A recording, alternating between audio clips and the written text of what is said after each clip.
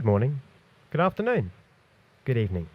Whatever time of day you've taken to join us here and however you've chosen to join us, thank you. On behalf of myself, Red Thunder, Adam Gerard, you have joined us here at the Batcave, and I'm joined, as always, by the two schmoes that I call my partners in crime. The one, the only, the honey badger Terry O'Neill. Buenos dias. And the man with 1,000 opinions, none of them correct, the dad knight Braden Ahern. Hello. How are we this week, gentlemen? Fired up and ready to go. Fired up and ready to go. Wow, that's a bit of commitment. You're fired up pre-show. that spells doom. For Have you had a pre-show Yeah. ritual of this week, Braden? Is there something that's fired you up? Oh, there is indeed something that's fired me up. Sorry, let me rephrase. There is indeed something that has twisted my bat nips.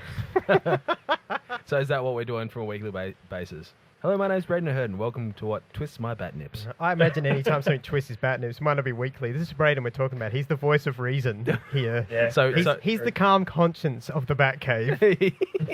He is. His bat nips. My bat nips are twisted. Yeah, his bat nips will get twisted like once every month. You know, like our editing budget. Yeah. Yeah. Exactly. Fantastic. It's directly proportional. You don't understand. I now have to make up some sort of intro package for this. Do you know how much time this is going to take? And that means I'm going to have to edit something. Guessing about 6.5 minutes. Fair enough. Yeah, that 6.5 minutes. That's 6.5 minutes that I could be masturbating. Including the 5.5 minutes cleanup time. I was going to say that was probably what I was doing for the 6.5 minutes beforehand, 6.5 minutes afterwards. So this is still my cool down period. Go get a protein shake and eat some pasta, you'll be right. Yeah, you got to carb up for the next round. You know, it's just common sense. That's it. It's either that or a Red Bull and Gatorade. You'll be right. Oh, exactly. Well, yeah, so we've got that to look forward to then tonight. We've got Braden's bat nips getting all twisted up. And I'll tell you what, I've got some grievances this week. We'll make it like bloody Festivus. We'll have the air into grievances, and I'll get on board as well. So by the sounds of it, I'm generally the one without any grievances this week. Yeah, maybe. I literally have no grievances. Oh, I have very few. Very few. And they're So fickle. there's no plight this week? No, there's no plight. struggle? There's no struggle. There's no struggle this week. That's disappointing. You're not following the formula like fucking everything else did this week. But I'll get into that later. And the other thing we have to look forward to today, Yes. gentlemen, is I don't know if you saw. Now, we have Twitter. Yes. We have Facebook. Yes. They claim that they're the bloody empire for social networking contactability. Mm-hmm. I think I just made up a word there. Fuck, they're going to steal that immediately. Mm-hmm. Before the right. show's Even even Malcolm uploaded, that's been make up words. trademarked. Okay. But anyway, they claim to be that. Yeah. No, WordPress came through this week. It has gone on fire. It is blown up with questions. Week. All right. Plain and simple. They're Cool. they're bang up questions that deserve to be read. And at the end of the segment, we'll split them up. We'll read them in our fan feedback section from the Batcave. Fantastic. And yeah, we'll hopefully give you the guys that send in the questions will give you some answers and give you the feedback, and you'll know whether or not you're our man or not, because it sounds like this week is a fired up airing of the grievances, pissed off episode. So welcome to Pissed Off from the Batcave. Now, aside from your bat nips being twisted, Braden, how is everybody this week? Yeah, not too bad. Yeah, pretty well, man. Hasn't been Yeah. too bad of a week. Yeah, I gotta agree with that. We wrapped it up with a nice little film this week, which I'm looking forward to talking about, obviously, at the end of things. Yeah. Good week on TV mostly, but as I say, there's something that really got to me this week, and I'm going to save it for twisting my nipples, so I might be a little bit more quiet during the normal TV segment this week. Which I know everybody listening finds hard to believe, but I might be quiet for a little while. Yep. And now it's time for TV. My name is Oliver Queen. After 5 years in hell, I have come home with only one goal: to save my city. To the rest of Starling City, I am someone else. I am something else. My name is Barry Allen, and I am the fastest man alive. A friend recently gave me the idea for a new name, and something tells me it's gonna catch on. James Gordon. Alfred Pennyworth. We're gonna get the guy that did this, sir. New boy, are ya? You'd say. Good luck, mate.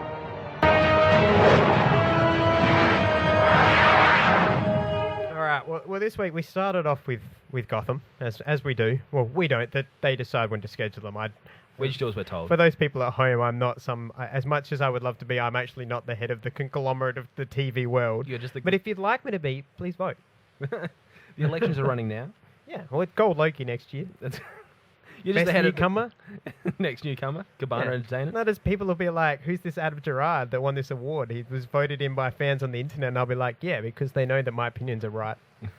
Then I'll be like, I'd like to thank Braden for being an excellent foil. I'd like to thank the president for always being there for me. I'd like to thank Sponge for his beard. And Honey Badger can suck a dick.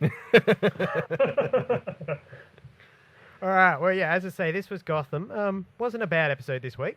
It was called Welcome Back, Jim Gordon. Which, as we pointed out, he was off at Arkham. He was sent there and punished to stay there for a week. Yeah. Which actually, when you think about it, is about 3 times as long as most of the villains that get put in there. Yeah, that's true. Yeah. All in all, that's a heavy sentence. That's a very heavy Jim sentence. Gordon got. That's it. All right. Now, we start off this week's episode with a known member of a narcotic gang called the Uptown Assassins who has turned up dead. Jim and Harvey Bullock are called to the scene where Detective Arnold Flass is waiting for them. Or Flass, as they like to call him on the show. Blast. But I'm classy, so I'll call him Flass. Flass downplays the death and says the guy is a dealer and they shouldn't be too bothered about it. Jim becomes suspicious and eventually finds some drugs hidden in the victim's heel of his shoe. Which, for those of you out there who don't understand how that works from a forensic standpoint, basically, drug smugglers like to use hollow points in, say, shoes or belt buckles. They'll pack them with the drugs and then they just work on a hinge that pops open. True story. I do like the attention to detail in this show with stuff like that. It's much better than no gloves Flash. Yep. One glove flash. Yeah, one glove Flash. One glove Flash and Beanie Joe. All right, a witness comes forward and says that he's prepared to make a statement and is willing to provide details to a sketch artist to draw up a sketch. So back at the station, when the witness is preparing for the artist to come in, somebody makes their way into the interrogation room and kills him. Jim is furious because not only was he killed inside a police station, but all the cameras were turned off and it seems very, very clear that there was a cover-up. So Jim goes to speak to Captain Essen with his partner. Obviously, Harvey Bullock's on board, as always. And she tells him don't leave it, Jim. Just leave it. As she does every episode. Yes. Just leave it, Jim. But what do you think Jim does? Do you think he leaves it? Yeah, he does, doesn't he? Well, you're a fucking moron then, because he doesn't. He continues to investigate and finds out that Flass is involved in drug trafficking along with all the other cops that work underneath him in the narco unit. What? So, yeah, I know. So, Jim, not finding any other way to get to the uncorruptible, untouchable Flass, goes to the Penguin for help, asking him to please get something he can use to bust the underground drug ring. The Penguin says of course he would do it. And when Jim asks what he owes him in return, the Penguin says nothing. Friends just do friends things because they're friends. Penguin is a fucking weird dude. Anyway, we then cut to Detective Delaware, one of the other members of Flass's narcotics team, in his home where one of Penguin's associates is holding a gun at him. And the detective is quite shaken and screaming that he'll tell him everything, just please stop. It doesn't really make sense until Penguin's goon lifts his foot out of the bathtub and Delaware's wife suddenly pops up from underneath the water, gasping for air. It was honestly one of the most intensely torturous scenes I've ever seen, and that's even coming from crime scene photos. Now, Jim, back at the office, gets given a package which contains the bloody ice pick that is the murder weapon and a recording of Delaware's confession, and takes it to Captain Essen, who agrees that he's finally got evidence that they can use, and he proceeds to, in front of the entire police force, arrest Flass.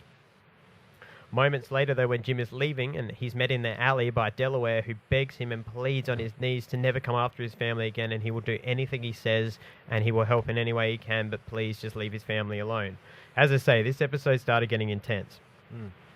Now, the other things that happened this week were, of course, Fish Mooney was being held captive by Falcone, ready to be dissected, and Butch continued to save her every time she got into trouble, proving that somehow, even though he's corrupted by the Penguin, he's still Fish's man. Fish, though, was being held and tortured by an insane doctor who was preparing to cut her up. Bob. And Bob was beat senseless by Butch and then put out of his misery with a bullet through the head by Zaz later in the episode. We then found Penguin at his new club. He now owns Fish's Club, his reward for helping Falcone. Yep. And proceeds to dance around it like a madman and then invite his mother to the grand opening. Yeah. Which she acts all weird at, as you would expect, because she's mental. And then, obviously, what do you think happens? Everybody leaves, so Penguin can have some time by himself. Do you think it goes according to plan? No. Wow, you got something right this week. Well done, Terry. Oh, my God. Those broadcast schools are really paying off for you, man. No, it didn't go well. Butch and Fish show up and proceed to, like, pummel Penguin with a baseball bat. Yep. Until Zaz turns up and chases them the fuck out of town. He catches Butch, though, and proceeds to take him back to headquarters because everybody's got to have a little fun to play with, right? The final moment for Fish, it seems, is Fish at the docks with Harvey Bullock telling her to leave Gotham and not come back. She says she can't do that. She'll be back. Gotham is her home. And Bullock gives her a kiss, puts his jacket over his shoulders, and drives away. And that is this week's Gotham. The floor is yours. Gotham is on a very steady gradient to that sort of Sopranos-esque darkness, which is very cool. Yeah, it has that Sopranos feel. It's You're right. it's brilliant, and I'm actually getting quite attached to Riddler and Penguin. Yep. I forgot the Riddler storyline because it was quite small in this, but he does once again make a move on Miss Kringle. He sends her a poem, which Flask finds and mocks him about, and Riddler feels very down about until later when Kringle finds him on her own and says, "Thank you, it was sweet." Yeah. And then tells him not to say anything. Yeah. In a moment that was awesome where he was using his lab to remove all the onions from his Chinese takeaway. Yeah, dissecting his takeaway, as he called it. It was excellent. Yeah. Don't just ask her for no onions. It has to be dissected. Yeah. No, it's... Well, the onions add to the sauce. Yeah. But you don't want a mouthful of onion. Yeah. Maybe they upset his stomach. Possibly. But it's... Maybe. The writing and the development in this TV show is phenomenal. It's heading to very dark Sopranos place. It's heading there, really yet nice. somehow it's not. Yeah. Like, Sopranos had that, like, was bloody and graphic and heavy. This is managing to do it while still be, like... I don't know, Brad, do you let your kids watch it? Pardon? Do you let your kids watch it? No, they've not watched this. No. Too dark for them? Not for any particular reason. It's just I want to watch it without them annoying me. Fair enough. Okay, fair enough then, yeah. Wait, like, would you let them watch it? Yeah, if it was on TV, I mean, there's nothing... Like, they've seen people get punched in the face before. It's not a big deal. Yeah, that's true. That's the thing. I'm There's no impressed. blood and gore in it like there is. This really does feel like a comic. Yeah. Where even Yeah. where they're like the moment for this one, like Butch when he punches Bob's face into just pudding. Yeah. The only real moment of blood is Bob's face is messed up enough that you know it's messed up, but it's not like RoboCop levels of gore. Yeah. Yeah. And I kind of really appreciate that about this show. Yeah. It's doing the right balance for me where it's like, yeah, this is graphic like it needs to be and gritty and hard. Yeah. But you're not like, oh Christ, could you not put that on TV, please? Yeah, it's gritty and gory enough for you to sort of be taken a little bit aback by it. Yeah. Especially the scene where... the bathtub scene. Yeah. That freaked me out. Yeah. What I did notice as well, one of my favourite parts of the episode was... Bruce has been trying to track down Selena Kyle to give her a snow globe. He just came back from Switzerland. Yeah. Yeah, and it was like a little chalet of where they were living. And they had like a little moment, and Selena's like, "Oh no, I lied, so I didn't go to juvie." There's Bruce crying like a little girl. Alfred came in. The broken with a broken snow globe in front of the fireplace. And Alfred quite simply said, "Are you going to keep wallowing in your own self-pity pretty much, or shall I get a broom and clean this up and shall we move along?" And Bruce snapped. He snapped into sort of that very proper Bruce Wayne, Batman-esque and then it instantly mentality. came out of the mission as well. I'm sorry, I forgot. I knew I'd forgotten something. It was one of these episodes where it had the massive subplot and then one or two scenes where it's like, here's a little bit of something that is kind of inconsequential. Just to remind you it's there. Yeah, exactly. And like, I like the fact that Bruce, like you say, he's like, Alfred pulls him back into shape with a kind of almost a harsh backhand, but it's what Bruce needs. Yeah, absolutely. And then he's instantly like, "You're right, I'll find another clue." And Alfred, who's just snapped him really hard, is like, "Oh, I have no doubt of that, Master Bruce." Yeah. And it's this real, like, fucking, I know you will. Yeah. So that relationship, like those little, it was all up. It's probably only about 5 minutes worth of the episode. Not even that. But maybe 3.5. Yeah. But once again, it displays that relationship that almost everyone needs in their life. Like they need that person, and it's just this Alfred is phenomenal at delivering those lines with that same amount of commitment and parental authority, without overstepping that mark. So overall, it's almost a stern but perfect, loving. Yeah, it's almost a perfect episode. Yeah. This is almost a perfect episode. Yeah, it is. And when we get into Twisting My Batnips, it is a perfect episode. And do you want to know why it's so easy to judge it as a perfect episode? Why is that? Because it has a formula. A very rigid formula. 2 shows that we watch, I noticed this week, and I've got really pissed off with it, have a really, really solid same formula. Yeah. And it's coming, in my opinion, from lazy writing. Yeah. And that's what's going to be Twisting My Batnips later on. Okay. Are you saying that both of these 2 shows that are using this formula are driving you nuts or twisting your batnip? I am. And it's not like they're using the same formula. That would be like, I could almost handle that because at least then you go, oh, okay, this must be what they're being told to follow this formula. Yeah. But the fact that they're both following a formula, yet they're both, they are 2 of the best shows on TV is a problem, because if you keep following the formula, fans will catch on. Yeah. And the only reason I've caught on to it is because I spend so much time having formulas and shit drummed into my head at uni and how to spot them that I'm like, oh God, no, don't follow the same formula. Yeah. So we'll get into that a bit later. Okay. But Braden, give me your thoughts on Gotham. Yeah, exactly the same. It was a solid episode. Can see that there's going to be some sort of conflict between Maroni and Penguin pretty soon. It'd have to be. It'd have to be, absolutely. I mean, how can he ignore the fact he owns the club? Pardon? How can he ignore the fact that he owns the club? Yeah, that's it. He can't ignore it's him and Maroni are done now. It's going to be that. It's just obvious. But I don't know. It's good to see. He's got some property. He's going to have some men behind him, because when he doesn't have men behind him, he's a little bitch. Yeah.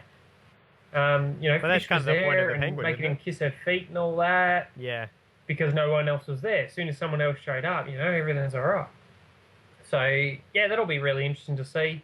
I'm also really interested to see, I think Jim Gordon's going to have a few personal conflicts with himself. At the end of the episode, when we saw that guy come to him saying, it's done, don't come hurt my family, blah, blah, blah. He's going to be like, well, I turned to the mob, and these are the results I got. Yeah. But isn't that wrong? Yeah.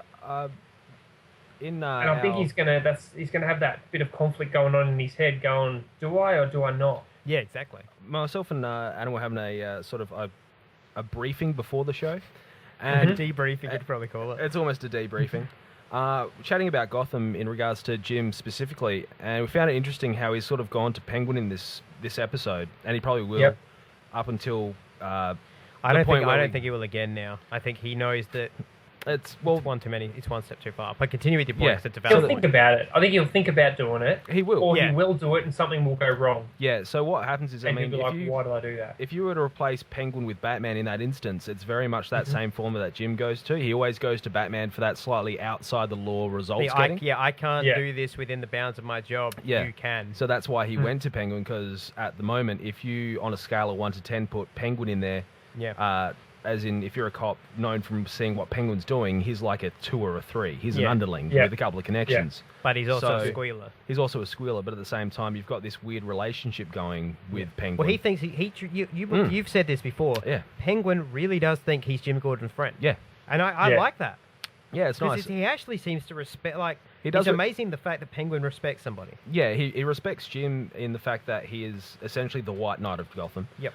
And the fact that, well, this person's been very good to me. He could have killed me, but he didn't. Yeah. He told me to get out of town. So Penguin probably feels this large life debt to him as well. Yep. So being asked just to go get some information, that's probably nothing. Yeah. And like you said, friends don't. And he probably wasn't thinking the dude was going to try to drown the guy's wife to get the information. Yeah, that was completely on that dude. Yeah. Well, he said no one gets hurt. Yeah.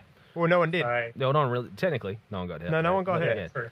So I mean, in the set, because logically, Batman, when you think about it, he might not do that to the wife, but he'd do that to the dude. Yeah, he'd do that. He probably would do that to the dude. And then hang him off a building to dry and be like, let's try out. Just hang him off the building and be like, where are the answers? Where are the other drugs going? Oh, God. So, yeah. But I wouldn't mind seeing, I think, it's quite a possibility maybe that he turns to Penguin again for a similar sort of thing. Yeah. Something goes wrong, someone gets hurt, and he tries to maybe reprimand him for it. which ends up making enemies of the two. I think it's going to happen something bigger than that. Just getting reprimanded, he'd have to be. There'd probably something along those lines. Yeah, he'd have to be arrested and put Jim's away. going to ruin. Yeah, Jim is going to ruin the Penguin. Yeah, but it's either that That's or what something it's gonna happens come to down Mother to. Dearest. Oh yeah. And Jim can't solve the case, and Penguin blames Jim specifically for the result. Yeah. I will say this: I picked up on one. There's one thing I absolutely like as knowing how characters are created and why you create certain characters. Yeah. Butch is a character created for this show. He's just a no-name nothing. Yet he's kept alive by Zaz. You need to keep somebody alive if they're going to be pivotal in your show ultimately, but you need them to disappear for a while. So that gives you who killed the Waynes. There's no question to me now Butch killed the Waynes. Yeah. Yeah. Possibly. Except but he's confusing me as well, like where his loyalties are. I think he's more. I don't know. I don't know what's going on with him. Because I don't specifically remember the episode, but Penguin did turn him, and Butch, although resents Penguin, will probably have to actually go work for Penguin for a little while. Yeah. So unless Penguin has something on Butch in regards to the Wayne's murders, or has something on Fish, or I'll have to go back and watch. Well, the episode. I think maybe Penguin might be the one who actually keeps Butch alive. Yeah. Yeah. I don't know how he might say, I can use him for whatever. Muscle. Yeah, for dumb muscle. Yeah, because he's got the older guy that his mother loves. Yeah, that was But he's like no spring chicken. Yeah. Like Butch is like in his 30s and like in his prime bodyguarding years. This other guy's in prime mother garden years. Yeah. Mother loving years probably too. The other question I have is, how long do you reckon till we see the Ice Lounge, the Iceberg Lounge, come out of Fish Mooney's Club? Oh, I really can't wait to this see that. season. It's got to be. I mean, it's his like they destroy the sign. Sign gets shot up, and the whole place is basically like almost. I felt like shooting the place up is almost we need to remodel it. It's been shot to shit. Well, it's my lounge Fish's now. name all over it as well. It's not Fish's Club anymore. It's the Penguins. He's not going to call it the Penguins because he doesn't like that. But he's going to he's got an ironic sense of humor. Yep. So the Iceberg Lounge is coming. Yeah, that'd be nice as well. There's a few details they need to finalise before it becomes his. Maybe a remodel as part of it. Yeah, and then they'd have to go get some live seals and an ice pool in the middle and all that sort of stuff. Yeah. Then again, maybe watch it's not that big of a club, but some baby they seals. could have some sort of interpretation of it. Yeah, I think all they need is a stuffed polar bear. Yeah, the set stuffed designers, polar bear in the corner. Man. Yeah, the set designers of this show are phenomenal at what they do. Yeah. I got to watch. So are the costumers. Yeah, I got to watch. There was a small, about 5-minute clip. It was meant to be a promo for the new Ford Hybrid or something like that, and that got about 30 seconds. And it was Robert Taylor Lord, the guy who plays the Penguin. Yep. Robin Lord Taylor. There you go. What? Sorry, anyway, Robin Lord Robin. Taylor. Yeah. So, and then he actually sat down and chatted to the guy who does all the lighting and stuff like that. And he was saying just for the police station, there's about 56 lights. Yeah. For each, not for each window, but in total. Yeah. So they can get all the lighting effects. So they're actually exceptionally clever at their set design. So the Iceberg Lounge is going to not look like the cartoon, obviously. Joel Schumacher has nothing to do with it. So, but it's going to be really well done tastefully as well, and we'll get that thing. So that's one of the things. Well, that's the thing. That's what Penguin... And they've captured the Penguin so right in this because he is all about... Like, he wears his suits. Like, they might be tatty and shit, but they're still kind of immaculate and they're pressed. And he tries to... As shitty as he is, he tries to put on that air of consummate class. Yeah. And I think that's what the Iceberg Lounge is. It's that classy gentleman's establishment. Yeah. Where you sit and you smoke cigars, where the chicks with their little feathery skirts wander around. Yeah. That's what it is. Yeah. It's got to be... I wish there was a place like that here. I feel the need to go there now. Yeah. Closest thing I think we've got is the Firm. Iceberg Lounge. That's about it. Yeah, and the Firm is more like they walk around with syphilis. And herpes, yeah. That's you know what I mean? Yeah. Absolutely. Yeah, well, that wraps it up to Gotham. So I'm going to throw it over to the fastest segment alive with Flash. All right, so this week we had episode 11, The Sound of the Fury.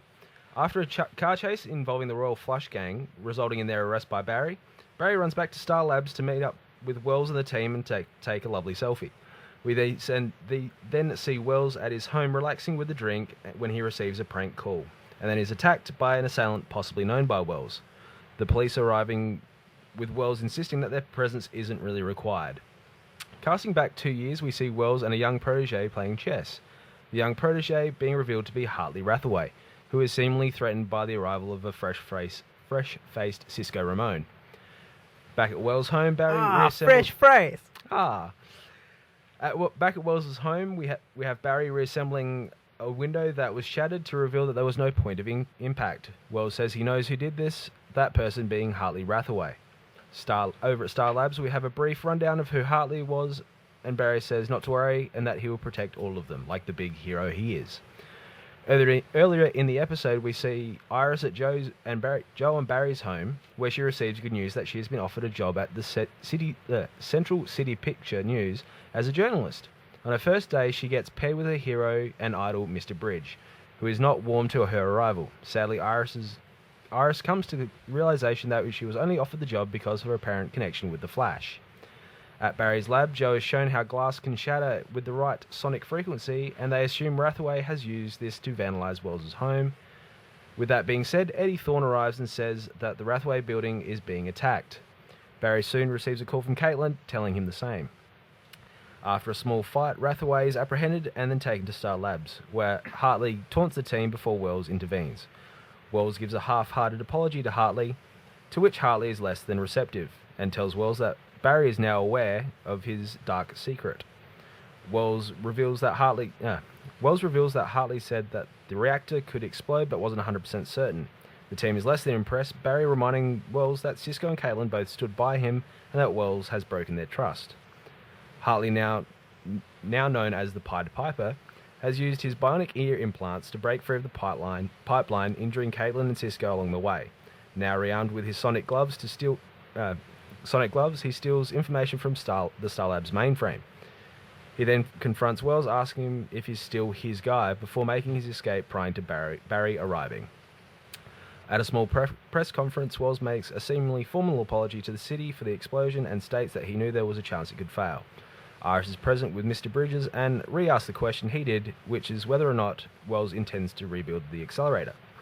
At Star Labs, the Pied Piper calls out Barry to a nearby bridge for one final one-on-one. As Barry arrives, cars and their occupants are being thrown from the bridge. While Barry is catching helpless victims, Cisco, back at Star Labs, has worked out that Hartley has discovered the Flash's own vibration frequency, enabling him to literally pull apart the Flash. In a moment of engineering genius, Wells sends out an opposing frequency through nearby car satellite radios, enabling Barry to overcome Hartley and return him to the pipeline. In a moment between Wells and Barry, Wells says that he wants to earn back their trust, and Barry reassures him, saying that today was that day. Cisco is then seen talking to Hartley in the pipeline, for Cisco only to be told that he will be the one who lets Hartley out, as Hartley knows where Ronnie Raymond is holed up and how to help him. As almost always, we have Wells in the Gideon room, this time with the tachyon harness on his chest, seeming to recharge his negative speedster abilities, being told by Gideon that it is close to no longer viable. Wells says it doesn't matter, as it is always going to be a temporary solution. We also end with Eddie speaking to Joe in regarding the matter to start an investigation on Harrison Wells. So have you boys. Go on, Adam. All right, are you ready for what I think is going to end up becoming a weekly segment for me in how Barry Allen is shit at his job? Now, I would like to point something out to you, gentlemen. If you are a crime scene investigator, which I'm pretty sure Barry is, and you go into a crime scene, one of the first things you look for, particularly when you're trying to work out like where somebody came from and where a point of impact and a point of entry and things like that were, you look for footprints and things of that nature. Tire marks even. Yeah, you would definitely look for tire marks. And do you know what you wouldn't find in Wells' house beyond the first 3 feet? Tire marks. Yeah, which would, if you were good at your job, would make you question how the fuck Wells gets around his house, particularly as when you also look at it, there are stairs, yet no ramps. Barry is bad at his job. Now, to bring me to the next point, he reassembles the glass from the roof using his flash abilities to do it really quickly. Did you notice that he did it while the room was full of cops? No, I didn't see anyone around.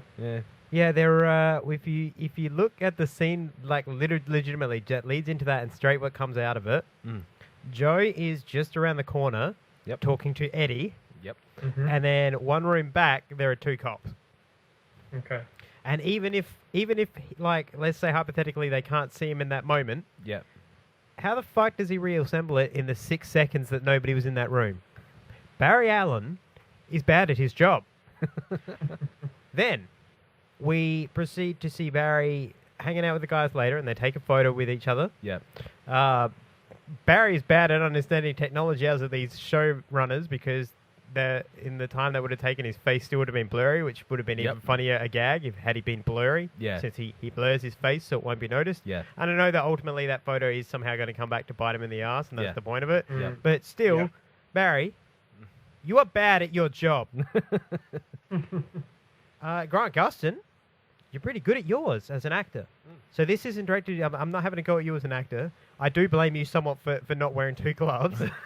I didn't actually notice this week whether he wore gloves or not. Did anybody? No, I didn't even bother. I don't think he wore gloves. And that's the only thing I can blame you for. But ultimately, to the writers, I'm going to get into a little bit later on about your fucking formula because I cracked your code this week too. You Da Vinci Code not having motherfuckers. And I'm going to point this out. Barry, everything you do on a constant basis leads me to believe that you are bad at your job for one very important reason. You love to leave DNA and shit everywhere. You are bad at your job. Watch an episode of Dexter. I'm not telling you a serial kill, but at least, fucking understand your job and know not to leave evidence around. Yep. A little bit, Barry. Please. You're bad at your job. That's all I'm saying. But as an episode, did you enjoy it? No. Really? No, I did. Here's what I liked. Pied Piper. Once again, and I'll get into this in the formula. Okay. Villain, fantastically written. Yeah. Excellent. Yeah. And I liked the last 30 seconds of the episode. Do you know why I liked the last 30 seconds of the episode? Because it was the only fucking point that had any character or plot development. Yeah. 30 seconds. How long does this show go for with commercials? If I was to sit down in America, who are their audience, and watch this shit on the TV, how long would this go for? Probably about an hour. Yeah, an hour. So for 59 minutes and 30 seconds, I can fuck all. I'm telling you, if I went anywhere else in 59 minutes and 30 seconds, apart from in the bedroom where you would be trumpeting that as a win, and then the last 30 seconds was like that, it would not be worth it. It would not be worth it. Okay. Flash Riders, you're bad at your job. What do you reckon, Braden? I'm still failing to see why you dislike it so much. You hate this formula, but you're probably part of a very, very small percentage of that. I'll tell you why. Without spoiling what I'm going to get into, this is my little teaser. Simply because as I say, I've cracked the code. I've noticed the formula now. And the only reason I've noticed it is because I spent so long in writing classes being taught, this is how plot art works, this is how this works, this is how that works. I know the formula of what to look for. And that's the same with you noticing all the CSI fuck-ups too, right? You've studied that too, yeah? Yeah, but the CSI fuck-ups aren't going to... So this is probably the worst show in the world for you to watch. Yeah, probably. But hear me out. The reason that I'm saying it's ultimately going to be a problem is I've noticed this plot formula, and it's been on now for 11 episodes. Yep. The original, and I'm going to explain this comparison in a sec, but the original series of Buffy was on for 12 episodes. It took 12 episodes for everybody to realize, this is Monster of the Week where there is no continuity. I don't need to watch every week. Yeah. And ratings started to drop. Yep. Because it does take fans a little bit longer to realize that. But once fans realize the formula, and once fans know what you're doing, and realize that, and realize, all I have to watch is 30 seconds, which will be put on YouTube, and which all I have to go to is Reddit because that's all they'll fucking talk about is the 30 seconds. Yeah. I don't need to watch the show. That's bad. But they must be doing something right because you go to Agents of S.H.I.E.L.D. Now, I sat through the first season of that. Now, I forced myself to sit through the first season of that, and that was very, very much that formula. Monster of the Week, not much else going on. But they were boring villains, weren't they? But how many people sat through that? Were they boring villains? Hey, were they boring villains? Yeah. Some were, some weren't. Because that's what keeps this show going is the villains. And when I get into the formula, the formula is designed to keep you going as well. I'll get into it, but the formula is designed to make you addicted because it's the Walking Dead formula. Yeah. Did you just crack another beer? Because if so, No, this is no, going to be no, a good episode. See, I noticed the Soon, formula soon. probably about 4 or 5 episodes into it because I was reviewing them. So I'd have to watch them 3 or 4 times. Yep. Mm-hmm. See, I only watch them once. Yeah, you watch them once. I'm one and done with Yeah, these. you're one and done. See, whereas I've watched this, I've probably... Okay, so I've essentially They've watched... made it good enough to see past that formula. Yeah. Oh, I've wa- Alex, I'm not arguing that, but what my point is just you need, and I'll get into what they're at the point now where it's you either need to shit or get off the pot because your Yep. formula, your Yeah. formula is about to get bad. Yeah. See, essentially, I've watched 33 episodes of The Flash. Right, I watch every episode about 3 times. I watch it Yep. once for myself, fresh. Then I watch it once with Dr. Bang, and then I watch it while I'm doing my recap. Yep. Mm-hmm. All right. So what I've actually sort of discovered is they're trying to do the origin story from a get-go, whereas the Flash that I associate with, say, Flashpoint Paradox, Doom, War, JLA. mentally he's probably about mid-30s, even though he's probably only about 27 to 28. 20. I like to Yeah. go on the rule that it seems that the easiest route we can go with DC, Yeah. with the exception of guys like say John Stewart who are meant to be John Diggle who are meant to be older. The rule seems to be first year of activity, 27. Yeah. But they all think about 5 years ahead of that. So they 27 but think like 32, 33. Right? Yeah. So I associate that with JLA. This Yep. Barry, I sort of blend with Wally West, Barry, Bart Allen. Bart Allen, essentially. So for me, it's not forgiving the formula. It's kind of like a weird, upbeat origin story. So Right. But I obviously, think the Flash, Grant Gustin is great at his job. He's great Yeah. at being the Flash. Yeah. I give him shit about not knowing his forensics, but that's Yeah. just because it just irritates me to watch Yeah. it. But he's great at what he does, and Yeah. that's people watch it because the Flash is cool. yeah, no, what I was going to say is that formula sort of applies to that first year one superhero Yeah. TV show. Yeah, It's they're the getting grinding. close. We're grinding. They are getting Yeah. close to getting off it. Yeah, I think they are because Like, we've got the next... They have actually revealed that Wells is definitely a speedster, with Yeah. no doubt. Yeah, Did you notice, close though, to that- Firestorm? Did We've you got to notice- be getting close to Grodd. yeah, so that's just it. I mean, for me, this has been the ramp up. It's got to go that... It's almost slow burn. So if you watch the way it's shot and directed compared to Arrow and Gotham, it's very almost teeny bopperish. Lots of but- bright colours and okay, things like and that. I'm going to point out something I said to you Okay. before we started the show when you said that. You say lots of things. It's bad. Slow burn Yeah. is bad on Yeah. a show about people who are meant to be fast. That's the thing. I That mean, means your show No, should it's be not bad. fast. It's just ironic. yeah, that's irony. You should actually write a letter to Alanis Morissette and let her know that's what irony is. It's like being slow when you're on a Flash TV show. It's So- like But Harrison Wells. it's the They're same telling me with who Arrow. The he first half is. of first half of season 2 and season 3, they were very slow, Yeah, and then See- the second half was just epic. yeah. We've See- only just started the second half. See, for me, this is very much directed at a younger audience where, well, yeah, like I said, like the teeny bopper audience. Yeah, it's not as fast 18, as it's Arrow. 18 to 23. Yeah. And So- Arrow is Yeah. 25 to 35. Yeah, so that's, Yeah. if you look at that, and, well, we know one young Carl, he's got an attention span of a gnat. So this would actually suit him quite well because every week it's like being a goldfish. Oh, something new, something new. So when I watch Flash, Bright it's red like, and yellow well, colours. sorry, was that? Bright red and yellow colours. Yeah, it's shiny. So basically, for me, I actually sort of forgive the formula for that. If Yeah. Gotham and Arrow did that formula, nah. But for me, I still get enjoyment out of the Flash, even though I knew the formula from the get-go. Like, if you look at my Yeah. reviews, there's all this meat in the I should say probably potatoes and starch in the middle, and then you get to your fine steak at the last 5-10 minutes where everything's wrapped up neatly as a bow, and then we have a bit about Wells. Yeah. So Right, Wells is starting to be my problem with this show. yeah. So And I can see that they're I can see what you're saying, Braden, how they're starting to break away from the formula, and that's Yeah. good. But it still is just annoying me that it feels like they've just dug their heels in. yeah. There's going to be a big reveal, and there's going to be a big reveal soon. Yeah, because basically you got We're to getting remember. close. Yeah, Eddie and Joe are actually now starting to informally investigate Wells. Yeah. Because Joe's Yeah. already had like a bad feeling, so I'm actually wondering how long Joe's going to last. Yeah. So that's No, he's the only Blackbird he'll last. Yeah, it's not a horror film. He will last to the end. So basically, now that there's a formal Wells, investigation going on, Joe's not going to die until it's pointed enough for Barry to... Joe will probably die at Wells' hands if Wells is Reverse Flash. Yeah. It'll be the one that comes in like season 4 when he's like, he's back.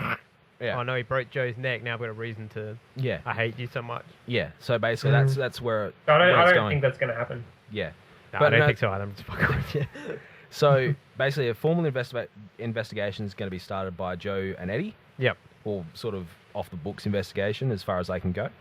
And then, like I said, I think Tom Cavanagh's character of Wells will leave probably end of season 1. Yep. And be a recurring character every once in a while. If he is designed to be like Zoom Zolomona, he'll come back and torment Barrow every once in a while. And then we'll have Senor Palmer and Felicity Smoke come over to Star Labs and take their rightful place in Central. Yep. With the sexual tension off the roof. I can see that. Yeah, that's essentially how I see it. You need to replace Caitlin eventually as well. Yeah, no, that's Cisco. what I'm saying. That's why Felicity will be coming. I almost could see Cisco going on to Arrow as well, because I know Cisco ultimately has ties with Amanda Waller. Yep. So I could see them doing a nice swap of multiple characters. Yeah. I don't know if I like it, but I have noticed that Wells definitely cannot walk. Because when he lost access to the negative speed force, he didn't just... and that's the thing, it wasn't a stumble. His legs seized. And that's how you can tell his brain isn't communicating with his legs. Yeah. Tom Cavanagh does an amazing job with this character. And I love him for it. I think that's why I get so pissed off, is because he's got me so emotionally invested. Yeah. And I think that's the problem. I guess ultimately the reason I don't like the formula is because this show is so well written and the formula is lazy. Yeah. I don't know. And you could write so much better if you just stop digging your heels. No, I agree completely. But we'll get to that. But this was a great episode for little things. Yeah. But that's all the episodes are. They're all just good for little things, like the fact that, and the problem is that all the little things have a question attached to them. Like, okay, so we know Wells' legs can't work. Well, do they work because of the speed, because of the red speed force, or is it they don't work because he's not supposed to tap into that speed force? He's supposed to tap into the other one, or that's the problem. It's or because he was in an accident involving Gorilla Grodd. Oh yeah, that's true. But I mean, there is a lot of questions. But I mean, for me, I'm actually going to have my man of the episode now. Yeah. It's going to be Hartley Rathway. Yeah. He gave a really respectful performance for such a weak villain. Pied Piper is a very weak villain, yet he carried a lot of information that have actually made him count. Plus the fact that they interwoven why he is so angry, especially against his family, is because they turned him away because he came out as gay. Yeah. Now, they did that in a really respectful way. They didn't actually harp on the fact that, he's, gay, blah, blah, blah. And there were no, low faggot jokes. Yeah, no, no one hates him because he's gay. That's what I mean by the comics. In the comics, yeah. In the comics, he's was. Captain Singh's boyfriend. That would have been very differently received, I would imagine, when he... Well, yeah, in the comics, he's gay, and he's actually Captain Singh's boyfriend in the comics. Yeah. So, take that for what you will. But would have been very differently received back then, though. I think so. Yeah. It would have been. Where it's a lot more. That's probably one of the things they threw in there. Oh, he's a villain. We can make him this. Yeah. But this is what I'm talking about with great writers. Yeah. Like this show have, they were able to make it. They make it so impactful that him being gay is almost like. Yeah. It's not a bad thing. It's just part of who he is, and that's how he sees the world. That's why he's so pissed off. It's like, fuck you, I am who I am. Yeah, exactly. That's what I mean. It's so awesomely written, and if you can write stuff that well... See, I think that might be a case of the CW being a bit like WB, maybe. They've seen this formula work on Arrow. It worked for the first couple of episodes on Flash, and they're like, no, just go with it. Same channel. Yeah, that's what I'm saying. Oh, CW and WB? Well, there you go. Yeah, the channel that used to host Buffy, the WB network, became the CW network. Okay, so, there's your problem. Yeah. So, but, I mean, for me, the guy who played Hartley Rathway is probably the man of the episode, if not, my man of TV this week. Coming across like a greasy motherfucker when he's talking to Cisco as very good. He's a prick. He's a prick. Sometimes he's a douche, but sometimes he could be a prick. A dick. Either way. But that line by Cisco was, it summed it up so perfectly. This dude played it so well that... And what I loved about it as well, and what I think they were trying to prove was, look how much of a dick he is. And him being gay, you're just like, he's gay. He shouldn't be. Yeah. He's got a reason to kind of have a chip on his shoulder. Yeah, absolutely. But he's still a douche. And I like the fact that they covered that Cisco, nobody at any point was like, We don't like Yeah, him no one was because- hating him because he was gay. Yeah, They they just don't like him because he's an insufferable douchebag. Yeah. Who doesn't Yeah. like the fact that Cisco wears a t-shirt and is who he is. That's what I thought was the most ironic part was Keep this calm, dude yeah. who gets pissed off about how nobody will accept him for who he is. Yeah, he's the most judgmental prick in the team. Exactly. Yeah. Yeah. Plus, I do actually want to go out and I want to actually find some of Cisco's shirts. I believe that if you Google Cisco shirts, there's a certain sites because for instance Barry Allen is mainly dressed by JC Crew and JC Penney. Oh, okay. And if you go to their website after each episode, they have a list of everything Oh, you wore really? in the episode and with Nice. links so you can buy it and shit. I just want that Keep Calm and Han Shot first shirt. That's all I want. That was pretty good. But I mean, that's pretty much my wrap of Flash. I mean, it was a solid episode. It wasn't perfect. The villain was almost the most perfect villain portrayal that I've seen. But other than that, Ever on Flash? on Flash, Okay, cool. on Because I was Flash. going to say, I'll have to trump that with Slade Wilson. Yeah. All right, but I mean, that's just my opinion. He's the because Riddler of arguments about villains on TV because Slade. Because Slade. Okay. But yeah, I mean, for me, it's probably like a high sevens episode. Yeah. Yeah. It's solid. But Oh, that's something. They're great written. it's just the formula that's letting him down. Yeah. It's the WB. Because WB. Fuck you, WB. That's going to be my hashtag. Thank you very much. All right, so well, Braden, you obviously liked the episode quite heavily. I did. I really enjoyed it. I'm very, very close to saying this and Arrow are on par, but they are two very different shows, so it's hard Yeah. to compare them. But I It's Batman and thoroughly Superman. enjoyed both. I don't see the formula that you see because I wasn't, I didn't go to uni and study theatre or whatever. No, what? It's just do yourself a favor and cock. do yourself a. He went to film school. Do Film yourself a school, favor. sorry. Don't. Sorry that I sought an education for myself. Jeez, let's hate on the smart guy. This is why Batman works alone. Do yourself a favor. Don't look for the formula. Just don't. You'll enjoy it. Wait. There you go. He's gone Yep. now. It's okay. Oh, great. And he comes whimpering back in, cleaning up all his mess. So sorry, Adriana, I'll pick it up. El Presidente, no, don't shoot. You mean Alfred? She'll come get it for me. She's Oh. my gentleman's gentleman. Sorry, Brady, we completely cut you off there. When after you've twisted your bat nipples, I'll explain to you why the formula twists my bat nipples, and then you can tell me if I'm just being an elitist university snob or not with my fucking beret on. All right. No Fucking worries. hell! This episode is going to turn into MS all over again. I can already feel it. We're So- like, what? We're 50 minutes in, and we're already, or not even that, because I haven't edited it down. So we're probably 40 minutes in, and we're just fucking hating on each other already. So you want to be an elitist beret wearing twat. So you want a uni degree? Don't get one because you'll fucking be mocked for being able to use it. But you don't have a degree. You dropped out.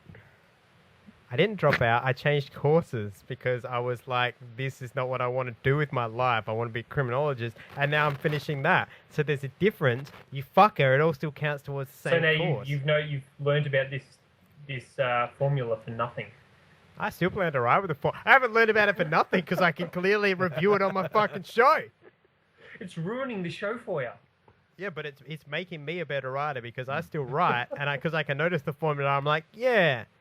I'm not going to make my formula so obvious. People will look at my shit and be like, wow, that script was like E equals MC squared, whereas this is like 1 + 1 is Jello. Good episode. Then yeah, let's move into the TV show of the week that wasn't formulaic and was epic. Go ahead with Aaron. Yep. All right. So we pick up this week with one of the thugs that Brick freed trying to assault a young woman, but Laurel in her Black Canary gear interferes. However, she struggles to fight him, even getting cut with a knife. And Arsenal comes in to save her. Back in the HQ, Royal patches up Laurel and lectures her about what she's doing without adequate training. Diggle agrees with Roy, but Laurel leaves unconvinced.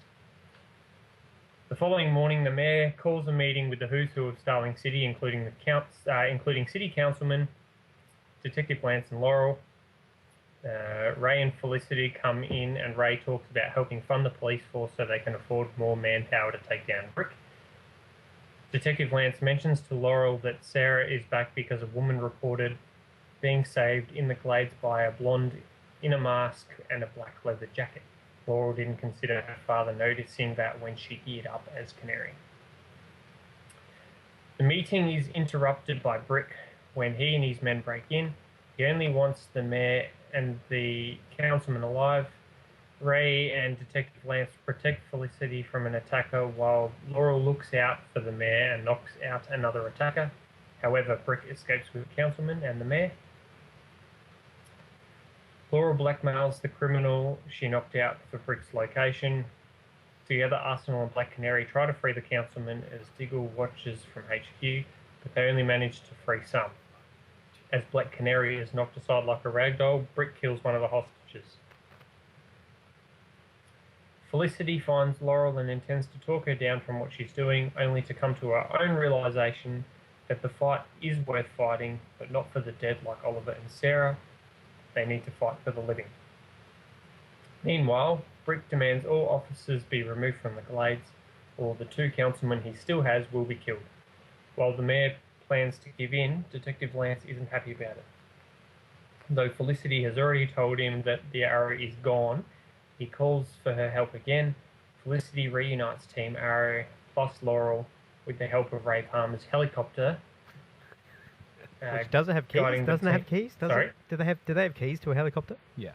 Yeah, they had keys. Helicopters have keys? Yeah.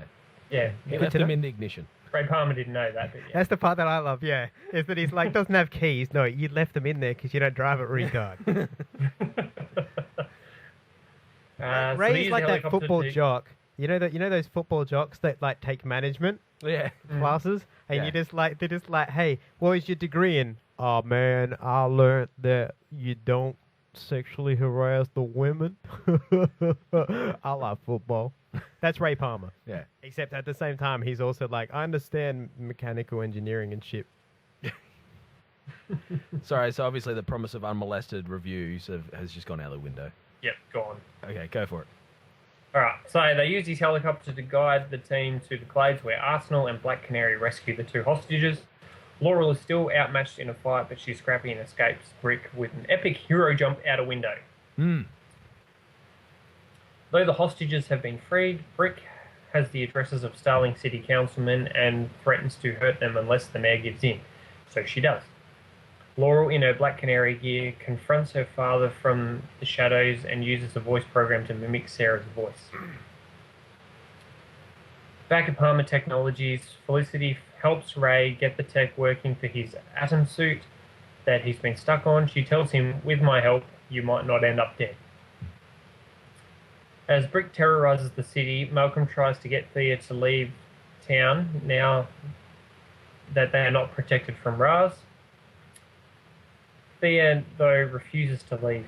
Roy confronts Malcolm and tells him that Thea will figure out what happened with Sarah. She always finds out the truth. And when she does, Malcolm will lose her. Malcolm takes this to heart and tells Thea the barest version of the truth he can. However, Thea still refuses to leave. She tells Malcolm that he spent months teaching her not to be afraid and how to fight. She refuses now to be told to be afraid. Malcolm eventually relents. They will stay and fight. Later, Chase the DJ arrives at the club, claiming to Thea he needs to collect some of his things. However, it turns out he is a spy for the League. He informs Maceo that Malcolm isn't leaving Starling. Maceo promises to pass the word on to Raz. Oliver wakes up from a nightmare in which Felicity convinces him not to duel Ra's al Ghul. He confesses his love for her, they kiss, and Oliver ends up with a sword through his chest. Tatsu gives him some penicillin, and she says Maceo asked her to come to this cabin. Oliver is surprised the couple is still in contact, but Tatsu says they aren't. Oliver tells Maceo that he's grateful that he stayed, but once the snowstorm outside passes, Maceo plans to return to the League. While Oliver knows that Raz is bound to find out that he's still alive, which puts Maceo at risk, Maceo was willing to deal with these risks. Tatsu tells Oliver that Maceo blames himself for what happened, stating the line between grief and guilt is thin. When a group of League henchmen show up at the cabin, Oliver and Tatsu hide. Masao tells them that he was sent to find Oliver's remains, but found tracks leading to this cabin, meaning he's alive. He tries to get the men to leave with him, but they look around and find Tatsu, who fights them off along with Masao. They kill the men, and Masao buries them.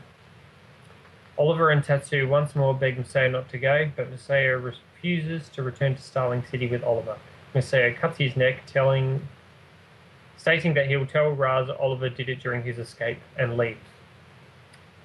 Then in the Hong Kong flashbacks, we got Oliver and Masao follow the GPS tracker from the Alpha to a club. However, China White's men disarm them, and she reveals that Masao agreed to exchange the Alpha for Tatsu. After proving Tatsu is alive, China White tests the vial, but it's a fake.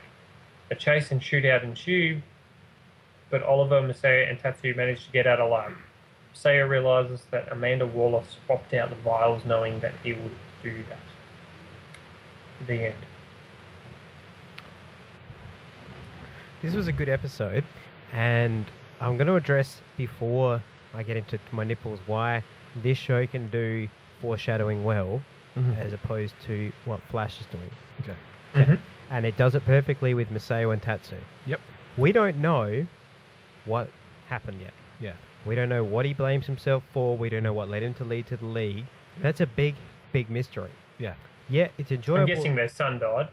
Yeah. I'm guessing that too, but still, it's enjoyable to watch, because the reason that it kind of feels like we know where we're going, but it hurts because at the same time is because, I'm pretty sure the kid's going to die. Yeah. And you know it's going to suck to watch that scene. Yep.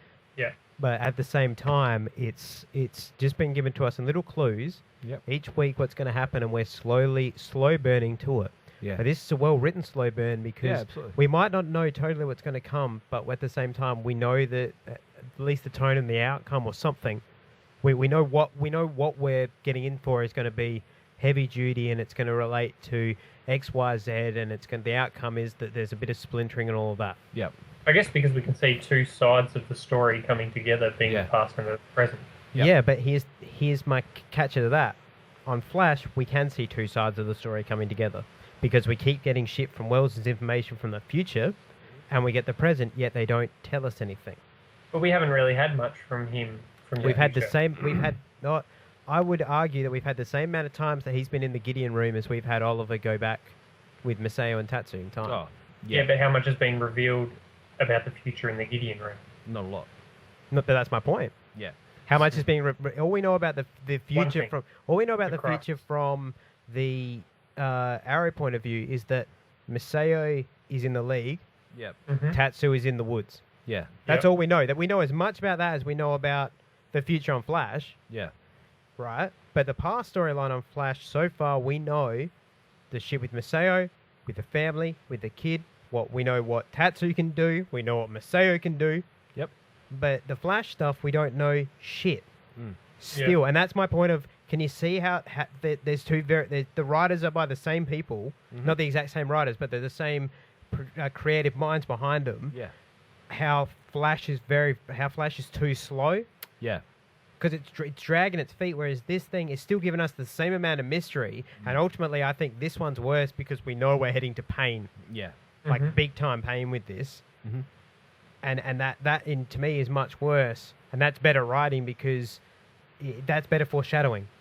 That's what they're trying to do, is foreshadow. Yeah. Flash is trying to do the same thing. It's trying to foreshadow something. Yep. Is it trying to foreshadow, or is it just trying to keep you guessing? I think it's trying to foreshadow. Yeah. See, I mean, because it all relates back to that night with Barry's mum. Yeah. So everything ties to that. Yeah. So once we hit, this comes to a Flash thing. Yeah. So once we hit the end of season 1, it should actually technically all be tied up. Yeah. At least the Barry's mum thing. Now, when it comes to this episode of Arrow is once again damn near perfect. Yeah. So, for me, Masao's pain is obviously related to Akio. I'm pretty sure his name is. Obviously, it's tied to that, because he seems like a very driven person. The only thing that could drive him away from his wife would be the death of his child and feeling guilt about that. Yeah. Same reason Malcolm Merlyn went to the League of Assassins after his wife died. Yeah. So there's a pattern there. Yeah, there's a pattern there. A formula, you might say, that isn't annoying to watch. Yeah, this is true. Katie Cassidy, I'm enjoying watching her take on the persona of Black Canary and watching her struggle on the way. Yeah, I agree with that. I mean, I think she's pulling it off quite well. For me, she does a very good Dinah Laurel Lance, and seeing that merge and that growth into the Black Canary is actually paying off. Mm. I disagree. Why? Hear me out. We have no choice. She's a fantastic canary. I think she's a shit Laurel Lance. Okay, interesting. Because, and it comes from this standpoint, for two reasons. One, right. she doesn't. I get the fact she's full of anger and all that shit. Yeah, absolutely. But she doesn't want to. She doesn't want to listen. Yeah. Ever. And that's not a canary thing. That's her. Yeah. Even in a professional life, she doesn't want to listen. Yep. That's stupid. Okay. That ultimately is a dumb character trait. Like even Lois Lane isn't that dumb. Lois Lane listens to Clark. Yeah. Right. And then two, the other reason that I think she's very, I'm going to give her this award too. Laurel Lance, you're bad at your job. Yeah. Because she's surrounded by and knows the secret identity of, at this point, three definite superheroes and one like Oracle. Yeah.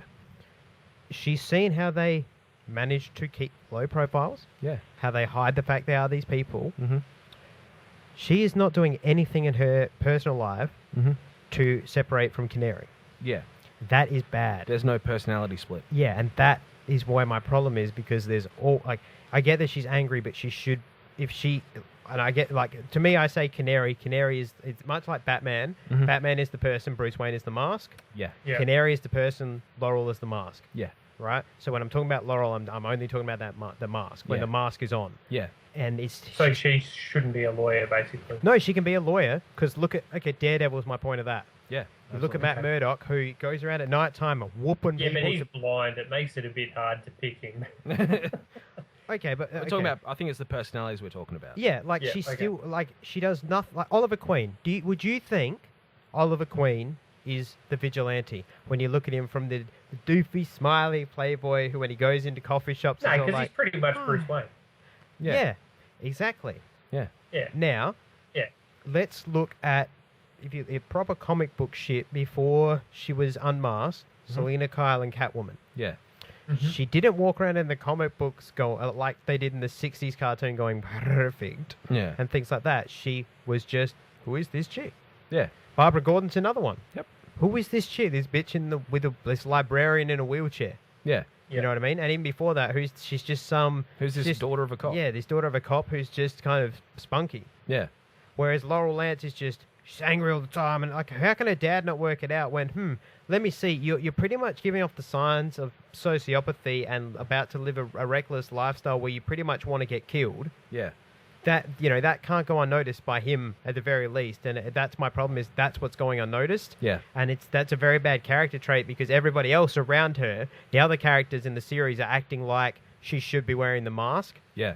And she's not. Yeah. That's my problem. Laurel Lance is bad. Yeah. The Canary isn't. Okay. Cool. Yeah, but she's still very young in this. Like, so is Roy. No. Sorry. So is Roy. So is Roy, but he's had guidance from Oliver. But I guess she's just fueled by anger at the moment. Yeah. And you're saying she's not going to she's not listening. Yeah. Something will happen, or she'll just get to the point where she realizes she needs to. Well, then what happened with it? She'll learn that she'll need to separate. But that was what her training with Laurel. Ted was meant to train. He said he was going to teach her that. He was going to teach her how to channel the anger correctly. Well, it's not fucking working. Well, that's it. That's we had Ted for 2-3 episodes. Yeah, but in theory, she off screen. Yeah. These characters still theory. exist. Yeah, in theory. Like their lives still have to continue between these episodes. Yeah. She has to be training with him. Otherwise, how's she getting better? She's not training with anybody else. She can't. It's not like look at Thea. Thea gets better because she trains with Merlin, not because she's hanging out punching a punching bag by herself. She is being trained. So she's somehow they're missing the point of the Canary is what's meant to channel the rage. Yeah. And Laurel then gets to be. But yeah, she is being trained. She's still in the early days of it. I think she will get there. I mean, it'd be interesting. She will learn these things that she's not being trained about secret identity. She's not being trained. Yeah, she should be, because the dude she's been trained by had a secret identity that never got discovered. So I think in about maybe 2 months' time worth of episodes, we'll look back and go, wow, the transformation. Like we said last episode with Katie Cassidy, how she has a phenomenal acting range through, spunky lawyer to boozy drunk to... Yeah. So I think... But Dan, see, that is more of what my problem is. She's a good actress. Yeah, like I said... She should be doing better. Yeah, well, what I'm saying is maybe it's from a directing... I think it's an acting... For me, it's a directing standpoint. We might even look back, say, if we look retrospectively back from, say, 3 months from now, compare the Canary and the Laurel that we have then to what we have now, I think we'll actually notice that change, that very gradual change. I'm not arguing that, but also, this is a show we do weekly. If that was the case, we don't ever really, well, we'll just wait until the last episode, and then we'll see whether or not all this world's bitching was worth it. Yeah, no, it's definitely worth now, but I think because the Black Canary, or this incarnation of Black Canary is quite fresh, it's very much, they can't just go, boom, here's a fully formed 2 separate identities. I'm not arguing that. She will learn it. There is, but there is... and we'll get to see that happen. I'm not arguing with that, and I agree that's a good plot point. My point is just at this point still. Yeah. I'm talking even if she's not having that identity 90% of the time. Yep. She's in a room full of people. Yeah. And she's swinging out punches and beating dudes down. Yeah. Yeah. That's a problem. Yeah. Like Oliver Queen would not do that. And I know you can say he's got training and all that. Are you referring to the scene where she snaps that. off her heel and stabs the dude through the wrist? Yeah. Yeah, that was a bad move. That's what I'm talking about. Yeah. It's that shit that it's like that is not something that can just be ignored and glossed over. Yeah, no, that's fair. That's the problem. Ray Palmer being a dick and crash tackling that dude, that's actually a character. That's a character trait of Ray Palmer. Yeah, and you would believe that from the big doofy jock. Yeah, who's 6'6". Yeah. Who's bigger than anybody else in the room. Of course, he's going to make a move when he can. Yeah. But he also did. But it's not like he made a move by like putting on a red power suit that he whipped out of his pocket that had a quantum processor in it, punched him out, then put it back in his pocket. Yeah. People are like, well, what'd you do? He's like, nothing. I'm a magician. And look at the other hand, misdirection. Yeah. Because that's what she did. So yeah, no, I mean, if you actually cited that scene, we'd actually probably know what the fuck you were on about. What if, man? It's not my job to fucking inform you of everything. It's my job to have opinions and exclaim them to the world. And edit. It's my job to educate the people. Edit and education. Look, I can't help that I'm a modern day Jesus. Okay, I can't help that. You mean Jesus, the guy on the corner of the road who sells vegetables? Monday Jesus. Jesus Criasti. Criaste. But yeah. Buenos dias. Otherwise, this was a great episode. Yeah. Roy was great. Diggle was great. And I'm gonna give you my notes because Diggle's. Oh god, we haven't even got your notes yet. Yeah, okay. And they're good notes. These aren't bad notes. These are happy notes. Happy notes. I can tell by the paper you've used. Pink and it's floral. Yeah, do you smell the scent? Yeah. It's nice, isn't it? It's quite nice. It's nice. It's peaches and cream. Mahogany and whiskey in honor of Diggle. It's a mahogany whiskey. And anybody else notice that pretty much for the last 3 episodes, Diggle's been wearing a lot more green? Yeah. No, I didn't notice that. Oh yeah, and a lot more green and very kind I think you have a man crush on Diggle. That's what that is. Hey man, I can't help that I like. That's a very verdant. He became Black Pilot this week, not just Black Driver. Flying the helicopter, did you notice that? Yeah. Now, the other thing that I've noticed that Diggle has started to do, particularly in the last 2 episodes, Diggle now when he thinks does a pose where he rests his fist on his mouth and his kind of elbow of that hand that's resting on his mouth. He kind of makes a Z, I guess you would call it. Yeah. Yeah. That is a pose that I personally see as iconic because it's how you fit Green Lantern and the Ring in a shot, a close-up shot. Yep. Let it go, man. It's not going to happen. I reckon it is. With the fact they're saying Meta is coming into this show. What's coming into this show? Metahumans. Oh, yeah. And but we'll see. I still reckon he's coming. Okay, now, the other note I've got about Diggle. Did you guys see? Okay, he has a drink with Roy where they like drink this Russian shit. Yeah, Did you see Diggle's face when he drank it? Yeah. And he does this weird little fucking head nod thing? Yeah. What the hell was that? He does that the first time Oliver shares that vodka with him. The same head thing. Yeah, because it's like, strong. He's just no, he doesn't even look like that. It looks like he's like, it's a head nod of like, I'm digging this. But it's just so weird. It's literally like, you know how you watch a commercial for something, they're like, okay, and you know the director's been like, okay, now pretend that you like the McDonald's burger. And they make that face where they're like, yeah, it's like one of those. It's so weird. I love fucking Diggle, man, I do. You like fucking Diggle or you fucking love Diggle? Whatever David Ramsey will let me have. Just the tip. That's all you need. Now, yeah, no, mate, I wouldn't need my 30 seconds on that one, let me tell you. Maseo whipping into the train Maseo in the cabin when he defends Tatsu. Yep. Holy shit. That dude is a beast. Yes. And also... I reckon he'll die. Yep. Yeah, so do I. I reckon he'll sacrifice himself for Oliver. Maybe. Or Tatsu. He'll probably take the challenge. Did you notice as well, I've noticed something with Ra's al Ghul's name. Ra's al Ghul's name. If you're American... Or Braden. If you're American, yeah, you call him Raz. But Maseo called him Raish. Yep. And the League gentleman that came in called him Raish. So I believe his name is Raish. It's just Americans pronounce it Raz because they don't understand. Hyphens. Yeah. Or apostrophes. Okay. Yeah, that's one. Yeah. Get it right. Haven't you been to university? No, not yet. You uneducated No, swine. never will. And I did. ruin shows. I really like. I really like Ray and Felicity. Yeah. That relationship is perfect, and Felicity is doing very, very well in these last few episodes. Like her, yeah, just in his whole other side to her. Like she's so emotional, but so strong. I don't know what. Yeah. She's Alfred. Yeah, she is. She's for me. She's logically emotional. Yeah. Yeah. She's what Ray needs. Yeah. She's what Ray needs because he needs something to keep him grounded on Earth so he doesn't die.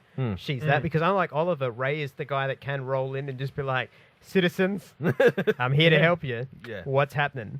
But then it's like, the reason I stay alive is you. You keep me. You give me a reason to not die. Yeah. Because that's what she keeps saying. She's like, if you go out there, you'll die. I think that's going to be his point. It's like, no, it won't, because I want to come back to you. Yeah. Same with Iris. That's what Iris always was to Barry Allen's Flash in the comic. It's like, she'd always be like, be careful. He's like, I will be because I'm coming home. Yeah. Yeah. That's what anyway, keep going. No, go ahead. No, this comes back to Flash, so no. go ahead. Well, we were discussing Flash, and with an upcoming episode, we're introducing Linda. Is it Linda Parks? Yes. Yeah. So that actually Wally led to, West's future wife. Yeah. So this led us to a very interesting sort of Dichotomy. There you go. Dichotomy. $10 words. Sorry, $50 words. Out of a 2-cent mouth. Whatever. I can't remember what it was. Look, fuck it, I'm smart. How some of the characters are constructed, because with Wells that frustrates you, because one minute you think it's Zoom, you think it's Zolomina, all these other characters. Now we read an article. I read it. I think it was about a day ago. I think you posted it, Braden. Yeah, something like that. I half read it. Yeah, I read the whole thing because it's my show and I sort of have to know these things. Fair enough. So Commitment. actually, it got me thinking in regards to Barry. How many different Flashes have actually come brought together for this, and how Linda's going to work into it. So ultimately, as Barry Allen, he ends up with Iris. Yep. But at the same time, we need a very recent dark tragedy for Barry. So what I'm almost thinking is he shacks up with Linda for a little while. No. Oh, She dies. I'm thinking she dies because in the Wally West storyline where he's with Linda, Zoom ends up killing their twins while they're still in utero. Yes. So I'm almost thinking Linda would... doesn't he reverse that then? Well, that's just... I think he does, but at the same time, I'm thinking that might be sort of his big dark moment, maybe 3/4 way first season sort of thing, like Zoom. The reason that the only thing why I think you're wrong about that, it's just because Barry wouldn't have told Iris he loved her. They didn't plan on wrapping that up this season. Yeah. And secondly, is because Wally's going to be on this show. And if she's his wife, just really think about what kind of show you want to make. Do you want to make a show where one of two things happen? You either kill off somebody who you then can't put back into the show later, or you make the dude who you want to bank on for the future and have be the cool sidekick that everybody loves. Do you want the main guy to have already fucked that dude's wife? Well, yeah. Then again, it's not Twin Peaks, so I suppose not. Yeah, that's the only reasons I can't see it happening. They keep saying that they're staying very true to the comics. Okay, fair enough. Yeah. So at some point, when Linda, you choose a big character we like will see twins die in utero either way. Yeah, I can see that coming. Probably not till like season 7, 8. Well, if they're keeping very true to the comics, would also suggest that Wells is not Zolomon. Yeah. Yep. Fuck! Let's not get the Wells speculation going again, because I'll get angry too quickly. There is the fact that Wells is in a wheelchair. Stop. Yeah, Stop. And then now, the other thing that was really cool. Did you guys see? He's always snapping his fingers as well. It didn't have something to do with the cosmic treadmill when he snapped his fingers, so that could be Zolomina as well. Maybe. Did you guys think Maybe Eddie Zolomon as well. What was that, Braden? Maybe Eddie could be Zolomon too. I mean, that's complete. I mean, yes He's in and the no. police force, like Zolomon. See, this is what happens when Adam tells me to put my troll hat on before the show. Yeah, it's your own fault, Adam. You bought this on yourself. I imagine our producer told you to do that. I have no input for that shit. I just come here, I sit in a recording studio, and I talk to two fucking idiots who don't know what they're talking about. Now, did you guys see the really cool moment that I thought was the most badass thing I've ever seen? You mean when Wells got up out of his... They're fighting in the club in Arrow, and Oliver just like slides across this bar top and just starts mowing dudes down with a gun. Yeah, I saw Wells do that the other week on Flash. Fuck off. He did it really quickly as well because he's a speedster. So that must be the only thing that went fucking really fast close on that show. Yeah, I did think that was one of the most badass pimp things I've ever seen. It's just because it was like almost in the Playgirl pose. Yeah.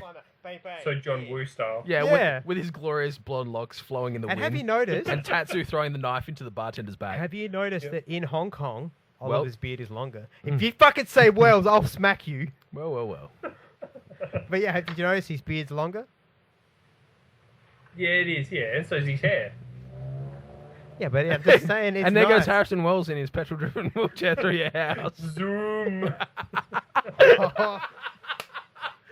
You know what? That's the next thing they're going to do to piss me off. We're going to get the last 30 seconds. It's going to be him. It'll be him in the thing. It'll be like, Gideon, what date is it? And she'll be like, it's Friday. And he'll be like, thanks, Gideon. Then he'll get in his wheelchair and we'll see a close-up on the fucking wheels and it'll say Zoom. And that's when they'll fade to fucking black. Because the only thing that matters is the last fucking 30 seconds of the fucking show. Do you want to know what twist my bat nipples? This is what twists my bat nips. You want to know what twists my bat nips? Bad articles. Written by dickheads. So this week, I'm scrolling through Facebook on my phone, as you do, and I've liked this page, and I'm going to name and shame them. Oh, it's go time. I'm going to name and shame them. They'll probably never know because we have 6 listeners, but anyways. Don't hate on the power of our the page on Facebook, they also have a website. It's called Movie Pilot Superheroes.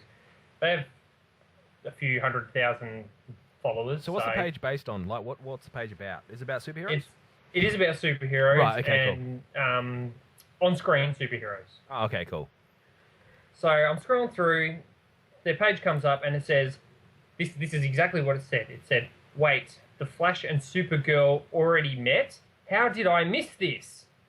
And then underneath that, it says, the Flash and Supergirl have a very odd past.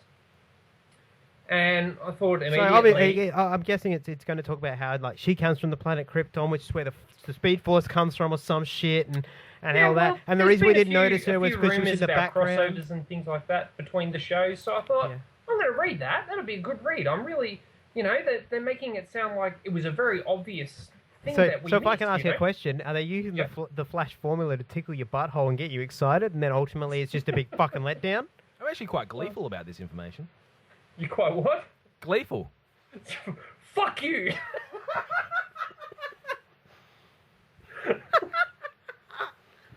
Yeah! I'm pretty sure the producer told me to say that as well. So I'm reading through this article. Playing your shit lines on the producer.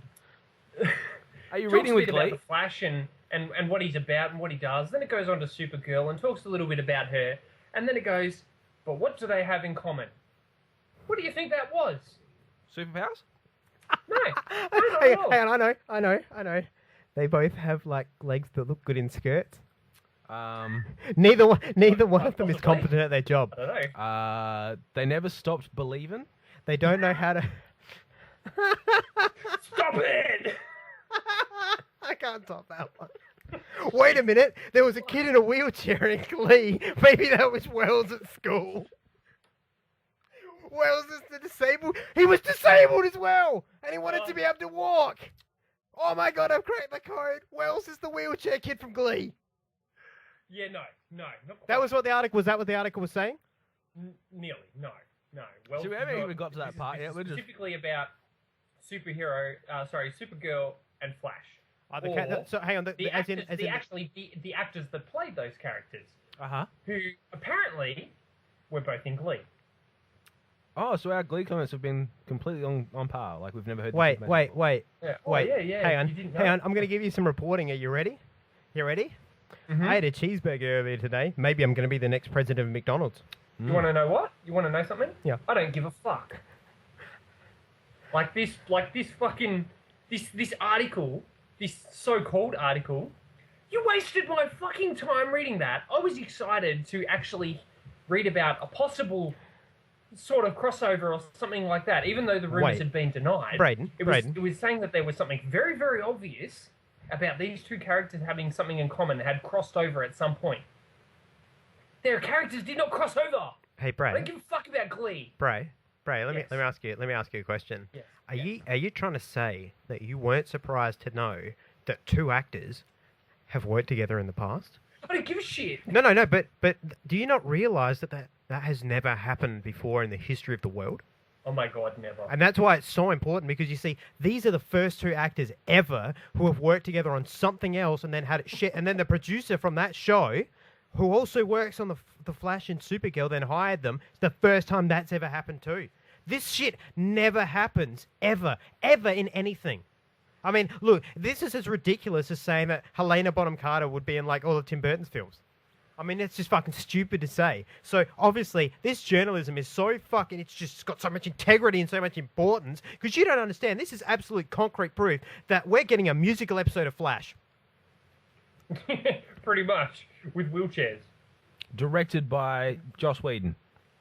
No, it'd be directed by somebody else from Glee. Joss Whedon. He did the best musical episode of Buffy ever. But Joss Whedon doesn't relate to Glee. And don't you understand? That's what they're trying to tell us, is that the Flash is Glee 2.0. Ah. Oh my God, that's why it's annoying me, because any point the songs in Glee are how they do character development, advance the plot. There's no songs, so they don't know how to advance the plot. Yeah, there you go. You're onto something. You're right. This is a fucking stupid article. It is. I got so pissed off. I was very, very. This page is called Movie Pilot Superheroes. Why would I give a shit about Glee? Wait, so you didn't go to flashandglee.com? Or supergirlsings.net? No, I did not. No, Flashandglee.com is actually an adult site. There goes balls again. Oh, yeah.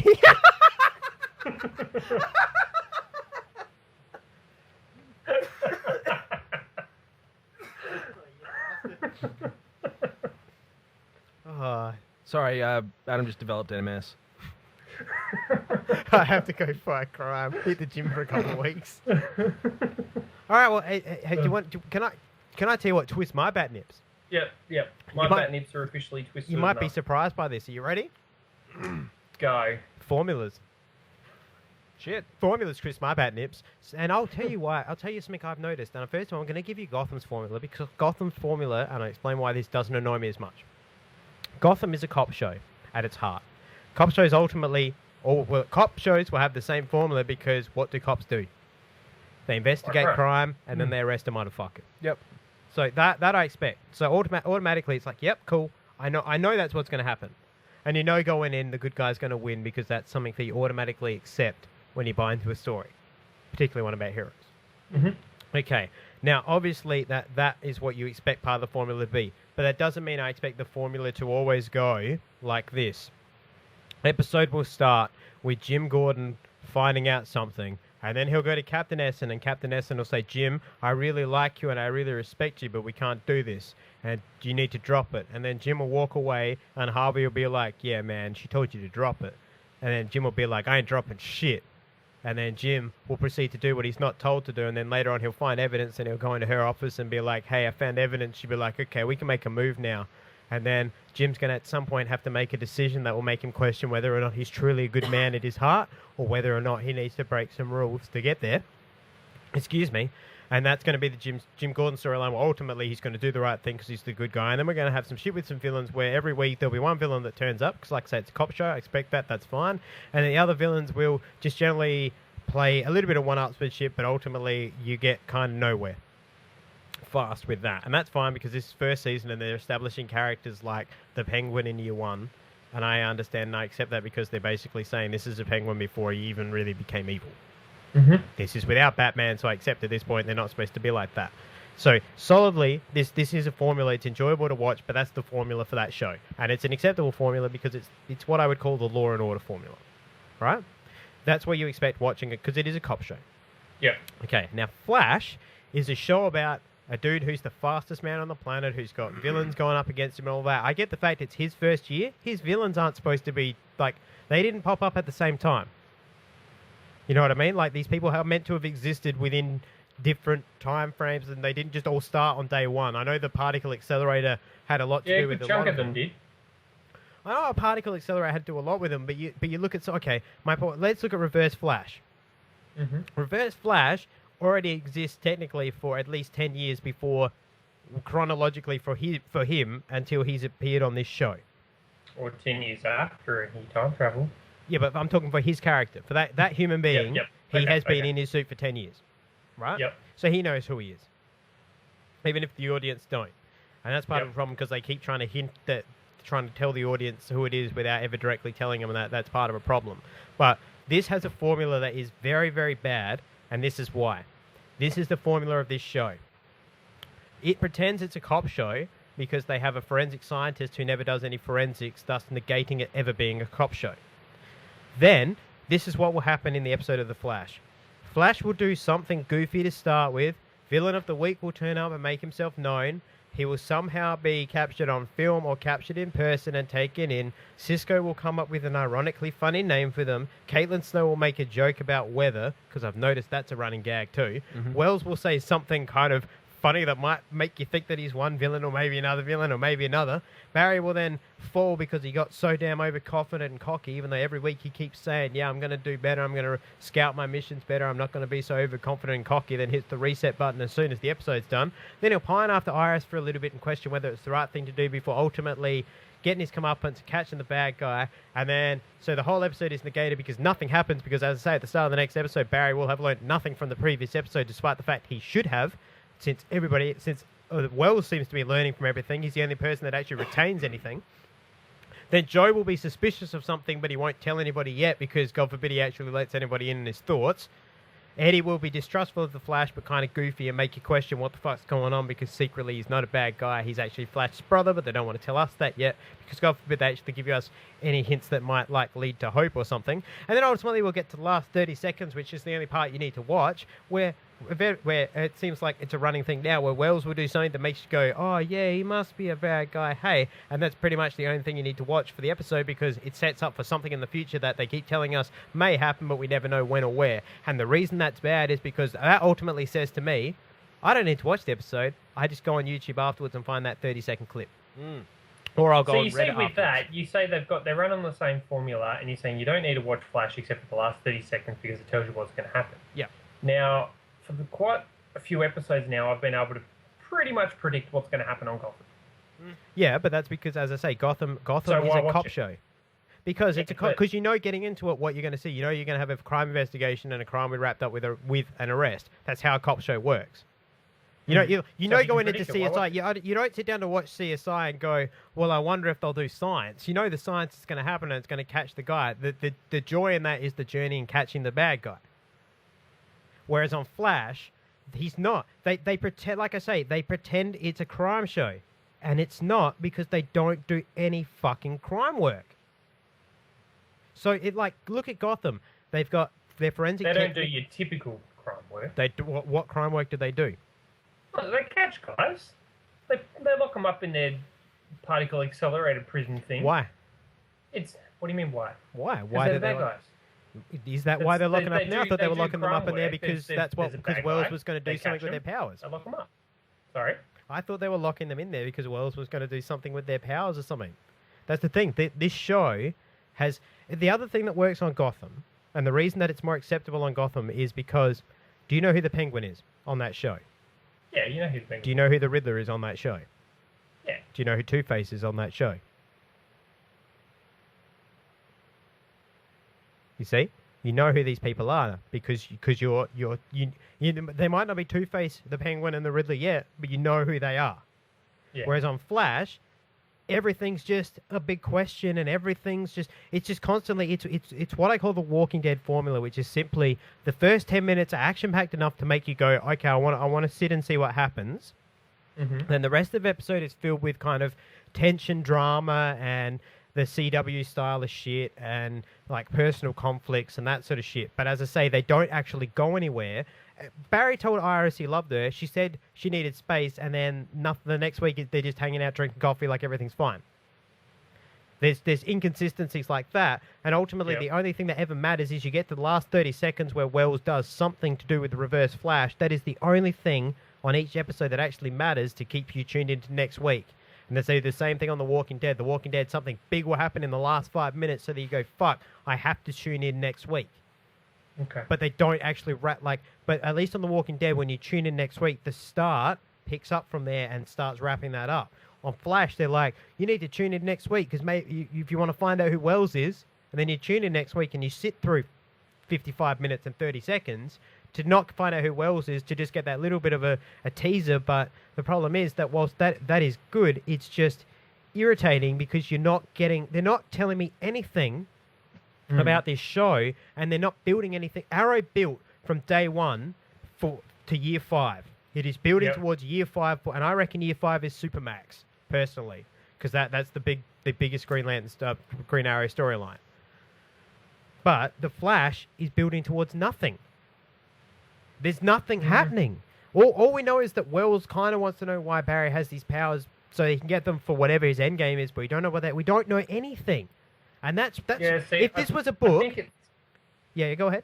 I really do think it's because you understand these formulas is what's ruining it for you. Because there's only sort of little hints at the big end story that's coming. Yeah. And that's what's keeping you watching. But what's happening in between, might be not a whole heap of development and things like that, but it's still entertaining. I'm not arguing. That's what I'm saying. It's well written. For someone like me who didn't go to fucking uni and study film and shit like that. Okay, well, I find it entertaining. Let me ask you this question then. If you've got a book, that's 20. I don't read books like ever. Let's say you did, you fucking filthy peasant, right? You've got a book that's 22 chapters long. No, I wouldn't read it. Okay. Now imagine that this book's 22 chapters long, and 11 chapters in, you still don't know what the fuck the plot of the book is. That is a shit book. Huh? You want to get to the end of it to find out. You want to get to the end to find out the plot. You want to get to the end to find out the fucking ending. Along the way, if it's entertaining you along the way, you want to get to the end to find out that as well. That's what I'm saying. Yeah, I want to get to the end and find out what's going on with Wells and what's going on with all this other stuff. But at the same time, I'm still being entertained with, decent characters, decent villains. The villains are really good. The villains are only there for a week. The villains are inconsequential. It's Buffy. This is just Monster of the Week. No, Pied Piper comes back. Pied Piper has to come back. Next episode, episode after next. Okay, Cisco walks me out front door. Okay, well, still. Yeah, I mean, it's still going to have the same formula to it. That episode will be 45 minutes of Barry questioning and doubting himself. Gerda came back. But there's a very long sort of dragging along story, which is keeping you watching it because you really want to know but it's dragging at the end. This is what I'm saying. It's dragging along, but it's a show about a fast guy. I'm still being entertained by everything else that's going on. But I'm not entertained. You're not entertained. Are you telling me that you are entertained by the constant frustration of the fact that who is this person? Oh, we're not going to tell you. We're not going to tell you. We're not going to. Will you tell me something else? I am entertained by that. I love it. But how? Because it gives you these little dick teasers, and I don't know. The whole show is 45 minutes of dick teasers. Nothing fucking happens. I'll tell you this: if I'm dating a girl, I'm not going to marry a bitch who gives me only dick teasers. I want to fucking come occasionally. You know that there's going to be more. At the end of it, you know there's more. If you're entertained along the way... If I'm getting 363 days of dick teasing and 1 day of coming, that's still a fucking shit ratio. That's like saying... Okay, Braden, if you go to a restaurant, right? Yep. Do you eat? Yep. First of all, do you eat? Since you don't fucking read or anything else, do you eat? I don't read books, all right? Okay, let's say you go to a restaurant, right? And you sit there, and you've been told it's the best restaurant in town. Mm-hmm. The menu looks great. The decor's great. Chairs are these chairs are chairs are the most comfortable chairs I've ever sat in. Yeah. But they bring you, and they sit down, they go, "Well, tonight, you're very lucky. We're going to give you 12 courses." And you're like, fuck yeah, 12 courses, and like our specialty is dish 12. It's the best dish we make. Dish 12 is amazing. Dish 1 comes out, and it's a pile of shit. A literal pile of shit with a little bit of salad on the side, and maybe like, I don't know, a bit of jus around the edge. Mm-hmm. Right? Dish 2 comes out. It's liquid shit, but it's got like, a nice bit of garnish, and the plate looks nice. Dish 3 comes out. It's not shit, but what it is that it's a finely marinated steak that's then been rolled in piss and like rhinoceros cum and then fried. You go through all of this. You go through 11 dishes like this, and then the 12th dish is the most fantastic ice cream sundae you've ever eaten. Do you give that restaurant an A+ 10 out of 10 review, or you're like, man, that was a great dessert, but the rest of it wasn't worth it? See, what you're saying right now is that every episode of Flash up until now has been fucking garbage. I'm saying every episode of Flash up until now has been filler shit, surrounded by moments of Wells advancing his character. Wells is the only character who advances. Barry Allen has not learnt one thing in 11 episodes. Not one thing at all. What has he? I haven't seen him reconnaissance one crime scene since he told Oliver he was going to do that. I haven't seen him got any. He's the Flash. You don't. I haven't seen him get any less careless, even though he keeps saying he's going to try things differently and be less careless. I haven't seen him continue on with one decision that he's made in one episode through to the next, with the exception of moving back in with Joe. Even the whole storyline of tension between he and Iris. I'm not going to talk to Iris was forgotten by the next episode. Mm-hmm. Okay. And then the other thing that I have a problem with this is, and the reason I say it's lazy writing and it's formulaic writing, particularly this week, is Iris West's storyline. She comes home and says, "Did anybody call for me?" Walks to the fridge, says there's a phone number on the fridge, and 2 seconds later says that she's got a job. Mm-hmm. It all happens off screen. You don't see anything, and the mantra of writing is show, don't tell. Why couldn't you have done? And then ultimately she gets there. She kind of gets ignored. Then she finds out she's there because they want somebody with an insight to the Flash. Wells holds his press conference, and she, answers her question, so she looks like a hero. That's a very by the numbers, easy way to write a character. Here's something that can take up the same amount of screen time and actually gives you character growth and development and something to care about. Imagine that you see Iris West saying, "Did anybody call for me?" And then Joe's like, "Yeah, there's a note on the fridge." She's like, "Oh my God, I've got an interview tomorrow." Then you cut back later on, and when she's in the coffee shop with Barry, and she had the interview go, "It went really well. They offered me this job, whatnot, and I'm really excited about it. And the boss said great things." And then she ends up at the job, and he's like, "Look, sweetheart, you're only here to talk about the Flash." Then she's at Wells' conference, and Wells is like, "I'll answer your question, Miss West." That gives her a much more character growth and is much more real, and actually makes her seem like she's got a struggle and some stress, as opposed to just, "Oh my God, did anybody call for me?" Yeah, I got a job immediately. Well, there was no need to ride a tension wave there at all. So anything that could actually be good and could have a payoff and make you feel like you're going to hang on something for a little bit, they don't do. But anything they don't need to drag out, they just drag out longer and longer than is necessary. This is literally, this is meant to be a comic book, right? Which means that if you get 11 issues of a comic book and this is all that's happening, you're going to be like, what's the point of this? Where is this going? And you're going to question whether or not you want to read the next episode or the next issue. That's just my problem. That the formula, to me, is just, it's killing it because it's stopping them being creative, because they're just sticking to this formula when they could, if they just twisted the formula a little bit or tried something a little bit different, they could actually have a show that's even better. I want this show to be better. I want this show to be Arrow levels quality, and it can be. See, I think it's coming. I really do feel like it's coming. Well, I hope so, and I'm not arguing that. It's still a great show, and I want to keep watching it, but at the moment, my problem with it is it's just so formulaic and so predictable in a bad way. The stuff that's predictable it's like I said, if I said to you, let's imagine I've seen next week's episode, right? And I said to you, in the last 30 seconds, Wells does something ambiguous that makes me think he might be a villain. Would you know what fucking episode I was talking about? Or would you be like, or if I went, and or if I went to you, guess what happens in the last 30 seconds? What would your guess for the last 30 seconds for the next 3 weeks show be? Well, Okay. Wells sitting in his Gideon room doing something that's possibly ambiguous. Possibly, yeah. That's a problem. That's a serious problem. I should not be able to tell you that. Like, for instance, I can say next week. I'll bet you next week's Arrow has flashbacks in it. Yeah. That doesn't make you go. Well, you go, yeah, of course it will, but not in a way where you're like, well, yeah, obviously it will in a bad way. Whereas if I go, oh yeah, Wells will tell us something ambiguous that won't answer a question, you just be like, yeah, of course he will, because that's all they fucking do. That's my problem. Is that you shouldn't, a show that's this good and this well written shouldn't have that kind of negativity around it. Yeah, absolutely.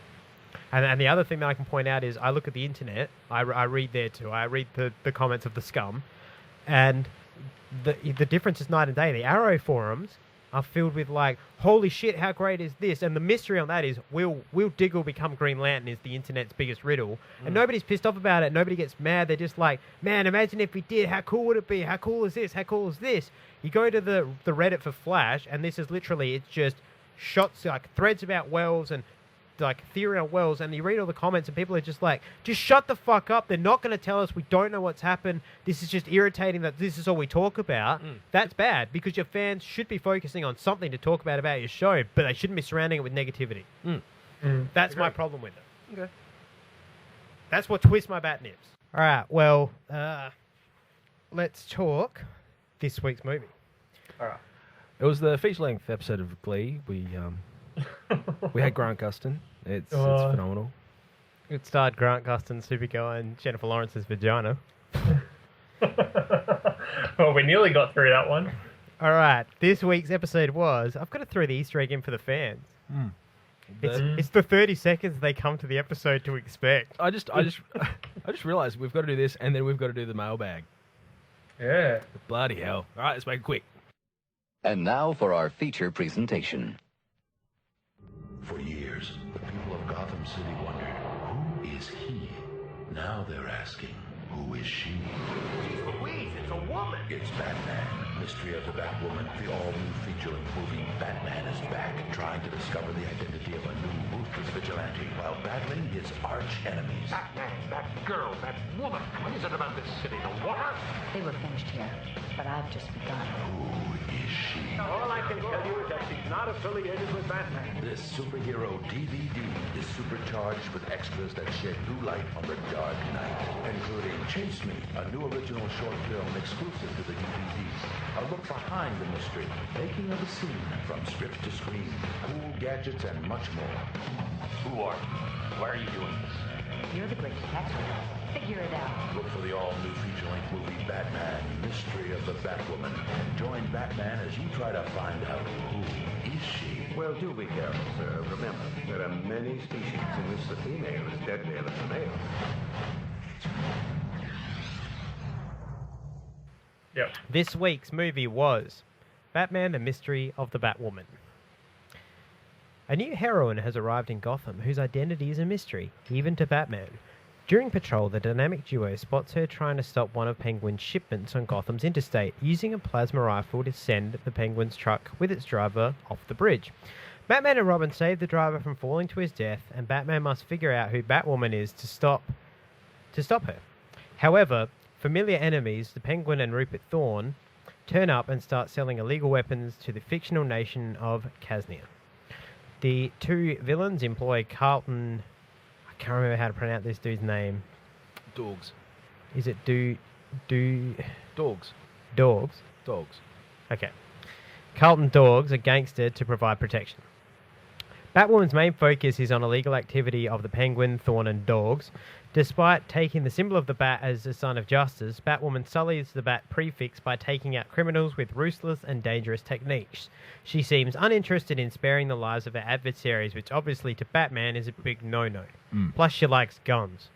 And we know how he feels about guns. Only on motorbikes. Yeah, or all trucks or cars. And the Batmobile. Yeah. Trucks. Just not a new person. Yeah, that's not cool. Batman with Robin, who never gets named which Robin it is, it's just with Robin, has switched. I'm pretty sure it's Tim. Yep. But we'll get to that later. Batman with Robin sets out to stop the Batwoman from making mistakes as she tries to take out the villains, and as he encounters numerous twists, setbacks, and apparent false leads in determining her true identity, because obviously it's a mystery. It's like fucking watching The Flash. The formula. Anyway.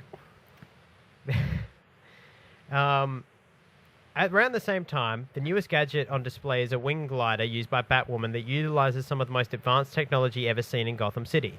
Bruce Wayne, who is also involved with a new lady in his life, Kathy Duquesne, who is obviously the crime's boss's daughter, is also interested in finding out what this technology is, because not only does Batman want it, but Wayne Enterprises as well.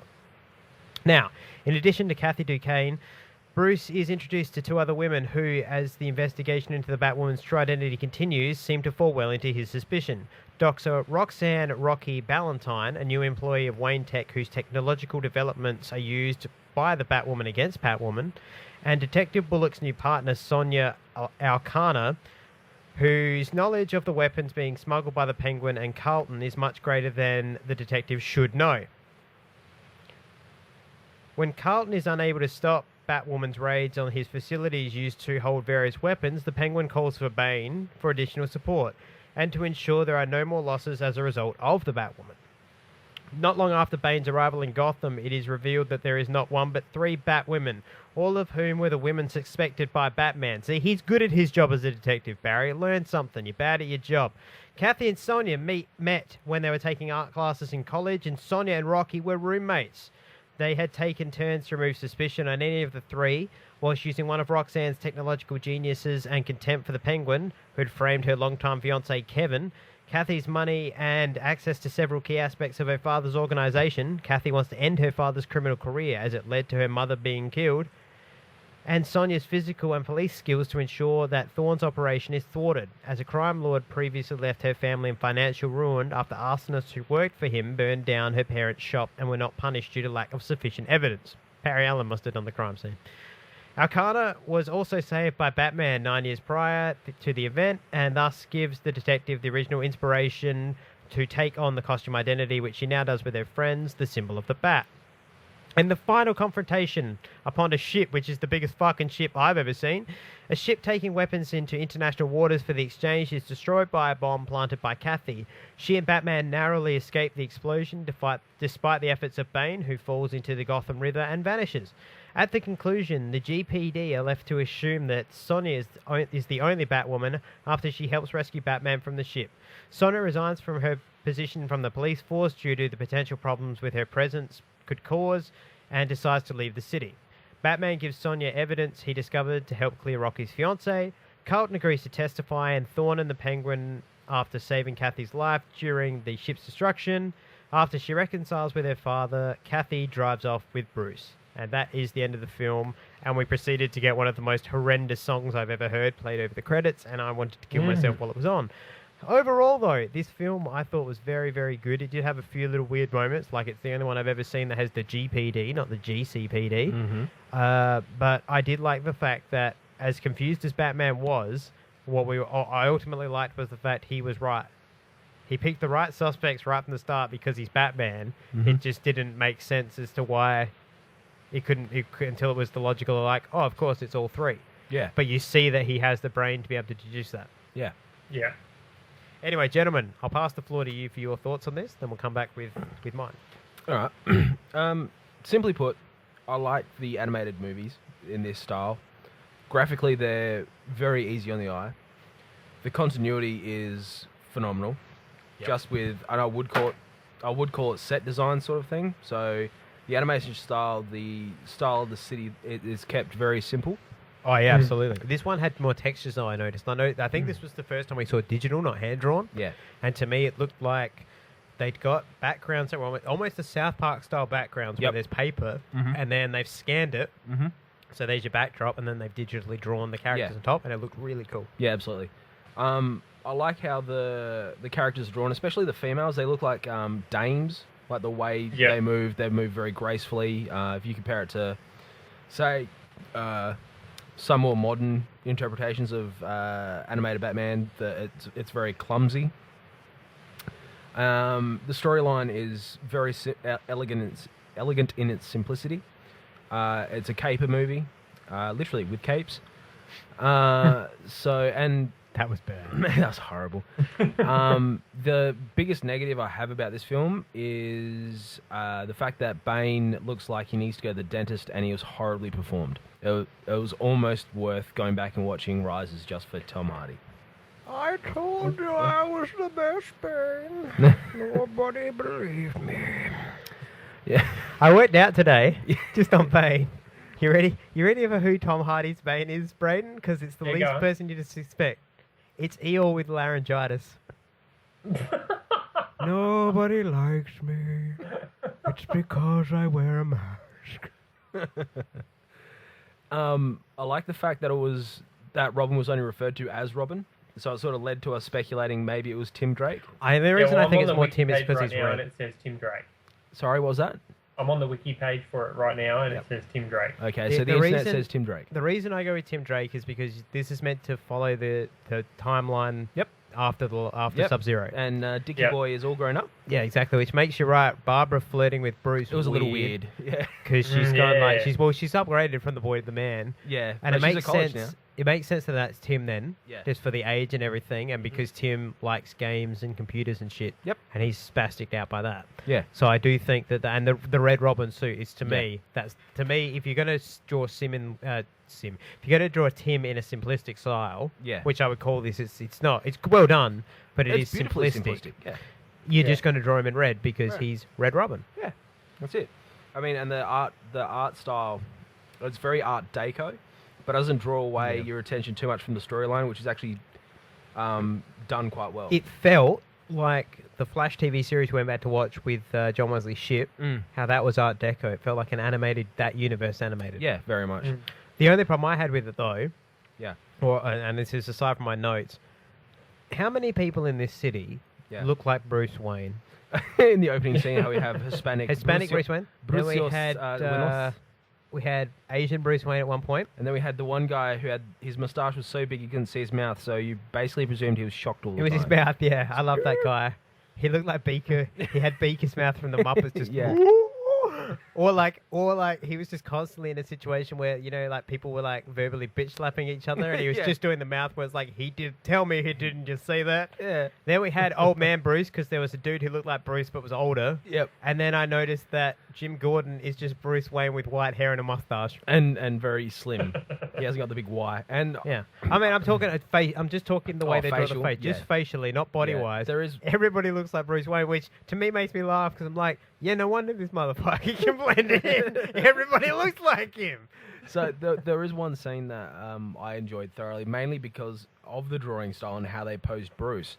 There was a scene where on the cliff top where the girl is talking about Bruce has Abercrombie and Fitch pose. It's an Abercrombie. Ladies. He's got his knee. He's sort of like got his foot up on the tree stump, so he's leaning down on his knee on his forearm.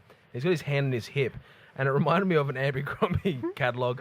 Or the Captain Morgan gin. Yeah. Or gin like ad. a watch ad. Like the watch is the most prominent thing. He's just like, he's the kind of man who wears a tag. But to be honest, I mean, it's a much better finish to a trilogy than the Nolan one was. Even though both Banes suck. So this Bane had 1 tube, and it didn't even. Batman didn't even cut it. It accidentally got 7. Yeah, that's just it. And like Batman kicked his ass in about 8 moves. So yeah, they start the first fight, and within 3 moves, he's fucked Bane up enough for Bane to be on the ground and have to like Venom up to win. I'm like, man, this Batman doesn't play. He don't play around. He's just like, get out of here. Just get out of here, you silly Spaniard. Go on, have you go. Oh yes, you Spaniard. Are you Senor. Spanish? You say like 1 out of 10 words with a Spanish accent. The rest Senor. American. Senor, would you like to get Mexican later? Jose. Buenos dias, Batman. Buenos dias, Batman. It's good to see you here, my friend. My friend. I cut you. Another slice of cake. What do you think of it, bro?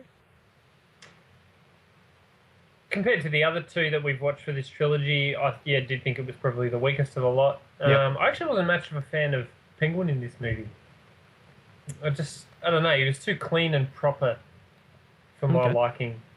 You like yourself a dirty penguin. This was I think the reason for that was because if you look at the kind of timeline, I think we established this last time, The last Batman took place, we think, somewhere between 1939 and, say, 1949. Yep. It's fair to say.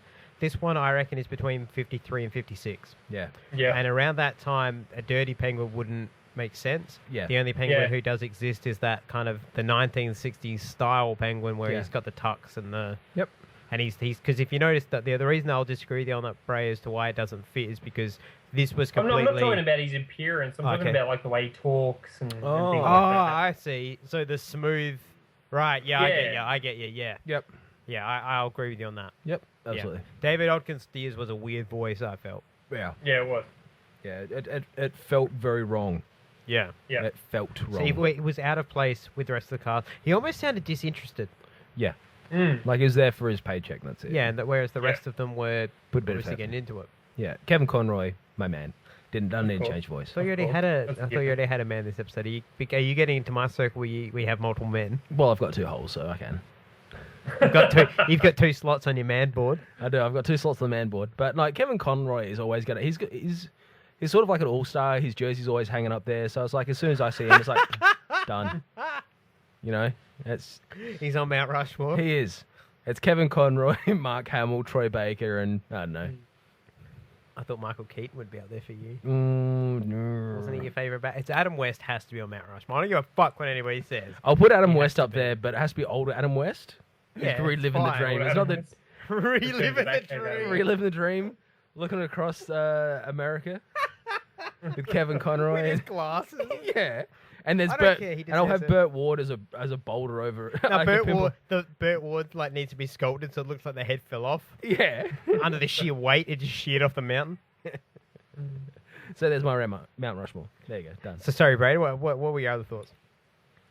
Just with like you go back to the other 2 movies. You know, first movie you had Joker, who's obviously a very big character. Yep. Second one you had Mr. Freeze. Freeze, which again is a very big character, and they portrayed him very, very well. Yeah. And then in this one, the main story was, I mean, while Penguin was there and he's a big character, wasn't done all that well in my opinion. I made a comment while I was watching it. It was more about the Batwoman. Yeah.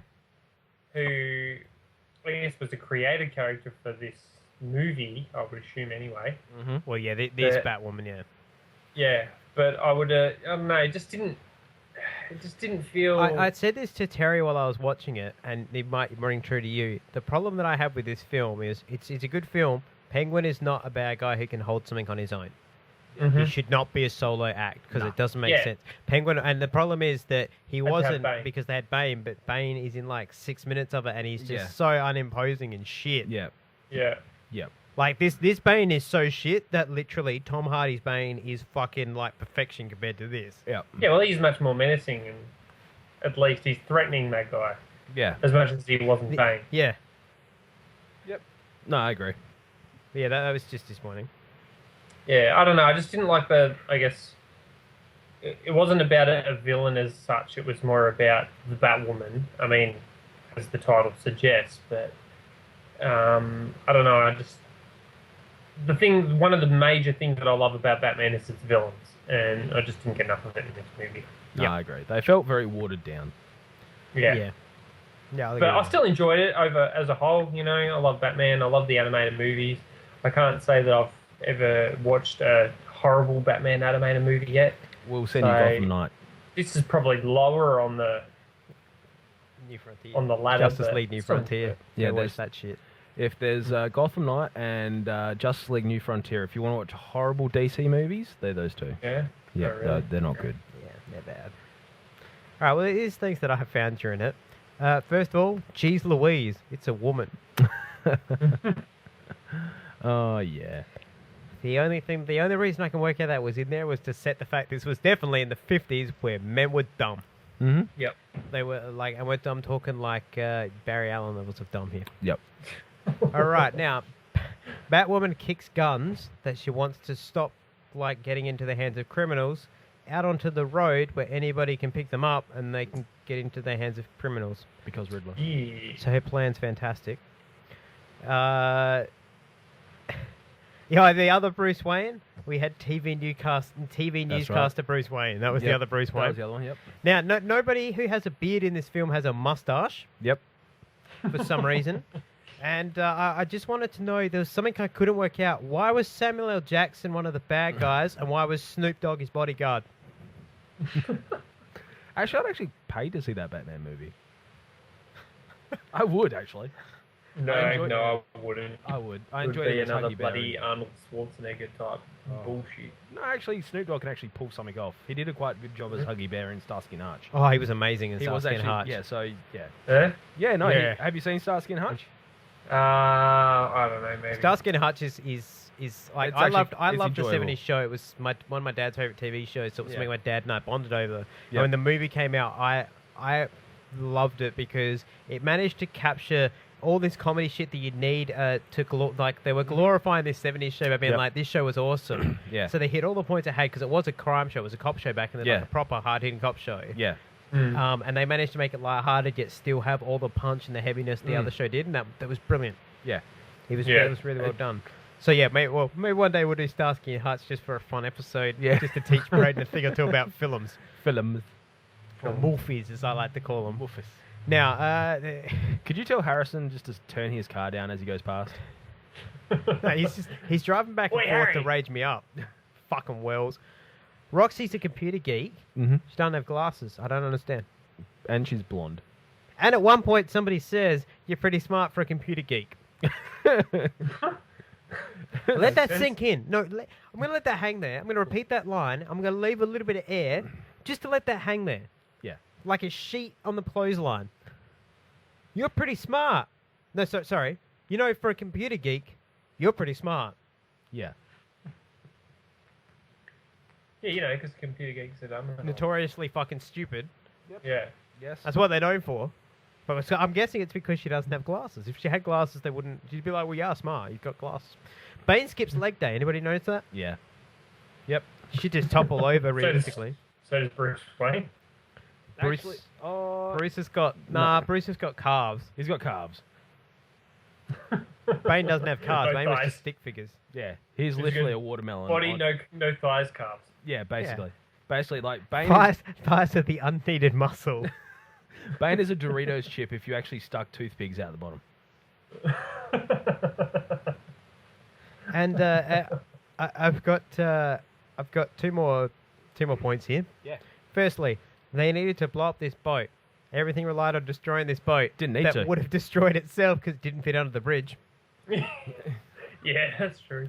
Like, I believe I called that about 10 minutes. Like, that's a really I small called- I called bridge. that. I just wish Batman had been So like, get us out to open sea, but can't fit under if Batman the had just been like, "We don't need the bomb, idiot. They're trying to drive us through this." Actually, what's really funny, like, as it blows up, it doesn't change course. Yeah. And if you watch it, it goes under the bridge, snaps off the two main masts, then runs aground. So they were heading in the wrong Yeah. fucking direction. It runs aground. Oh, It's good So, quality stuff. And finally, Batman just because had to wait. Riddler. Because Riddler. finally, my final thought on this film was, bet you never want to hear this fucking song again. Holy shit, what was that song at the end? Bet you never, I bet you never. You're going to hear it, folks, because I'm going to make sure it closes out this week's episode, just so your ears can bleed the way mine did. Because you know what? They could have just edited back in some Danny Elfman like they did the last movie. I think they were trying to separate themselves from that theme because it had then become the Joel Schumacher theme. Actually, if you watch the intro, it's actually a very Joel Yeah, Schumacher fair, intro fair. Yeah. as well, which The is disappointing. I will say this: I sit through credits. It's part of my fucking university douchebag training. It's just it's a respect thing that I like to give, Yeah, is cool. that you sit. Yeah. A lot of people put their work into this. Yeah. They deserve the 3 minutes. Yeah. If you gave an you're a- hour or 2 hours, you can give 3 minutes. If you're a gaff, was it a gaff boy or something like that? Yeah, Or gaffer. Gaffer or best boy or whatever the hell. Key grip. You know, it's like the only time you get mentioned. Yeah. It's like, And that's- well, you know, my name's on there. It's like that episode of Simpsons where Bart's had his name on the credits in the Yeah, Krusty exactly. Show. You know, I'd actually pause that. If I was like the best boy or a gaffer or whatever, I'd actually like pause and screenshot that shit and frame it. Yeah.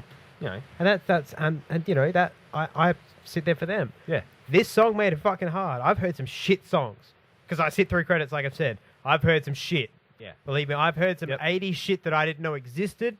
No, I've heard some shit that, no kidding, in Gotham, where the chick was getting held under the bathtub, I was the chick listening to some of this music.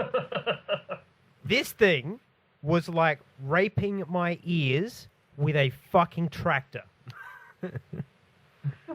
See, This was like Wells tickles my balls on the Flash. This would be like if after tickling my balls, he turned me around, bent me over, and did prison rape me. with a piece of With bark. not even spitting to help out to get it, like not even just getting a little bit of lubrication. I'm talking raw dogging it. Wrapped in barbed wire. Yeah. Oh, That's what this song was. raw dogging. There you Raw go. dogging. Raw dogging. Raw dogging. Such bleedage, much pain. Such raw dog. Wow. Yeah, that's the raw dog. Raw Doge. Doge. Raw Doge. Doge. Well, anybody else got any final thoughts on this film? No, not really. I think we can leave it by It's a 6 out of 10. raw dogging it. Well, speaking of raw dogging, then we'll move into the mailbag. The mailbag. We needed to come up with a name for this segment. It's not very bat-like yet. The Bat Sack. Letters from the Bat Sack. Box. I don't know. Bat Box, Bat Sack. Bat Sack's good. I like Bat Sack. Okay, Bat Sack. Letters from the Bat Sack. Bat Sack. Time for the Bat Sack. All right. Our first piece There of it Bat is, ladies Sack. and gentlemen. We've just named another segment.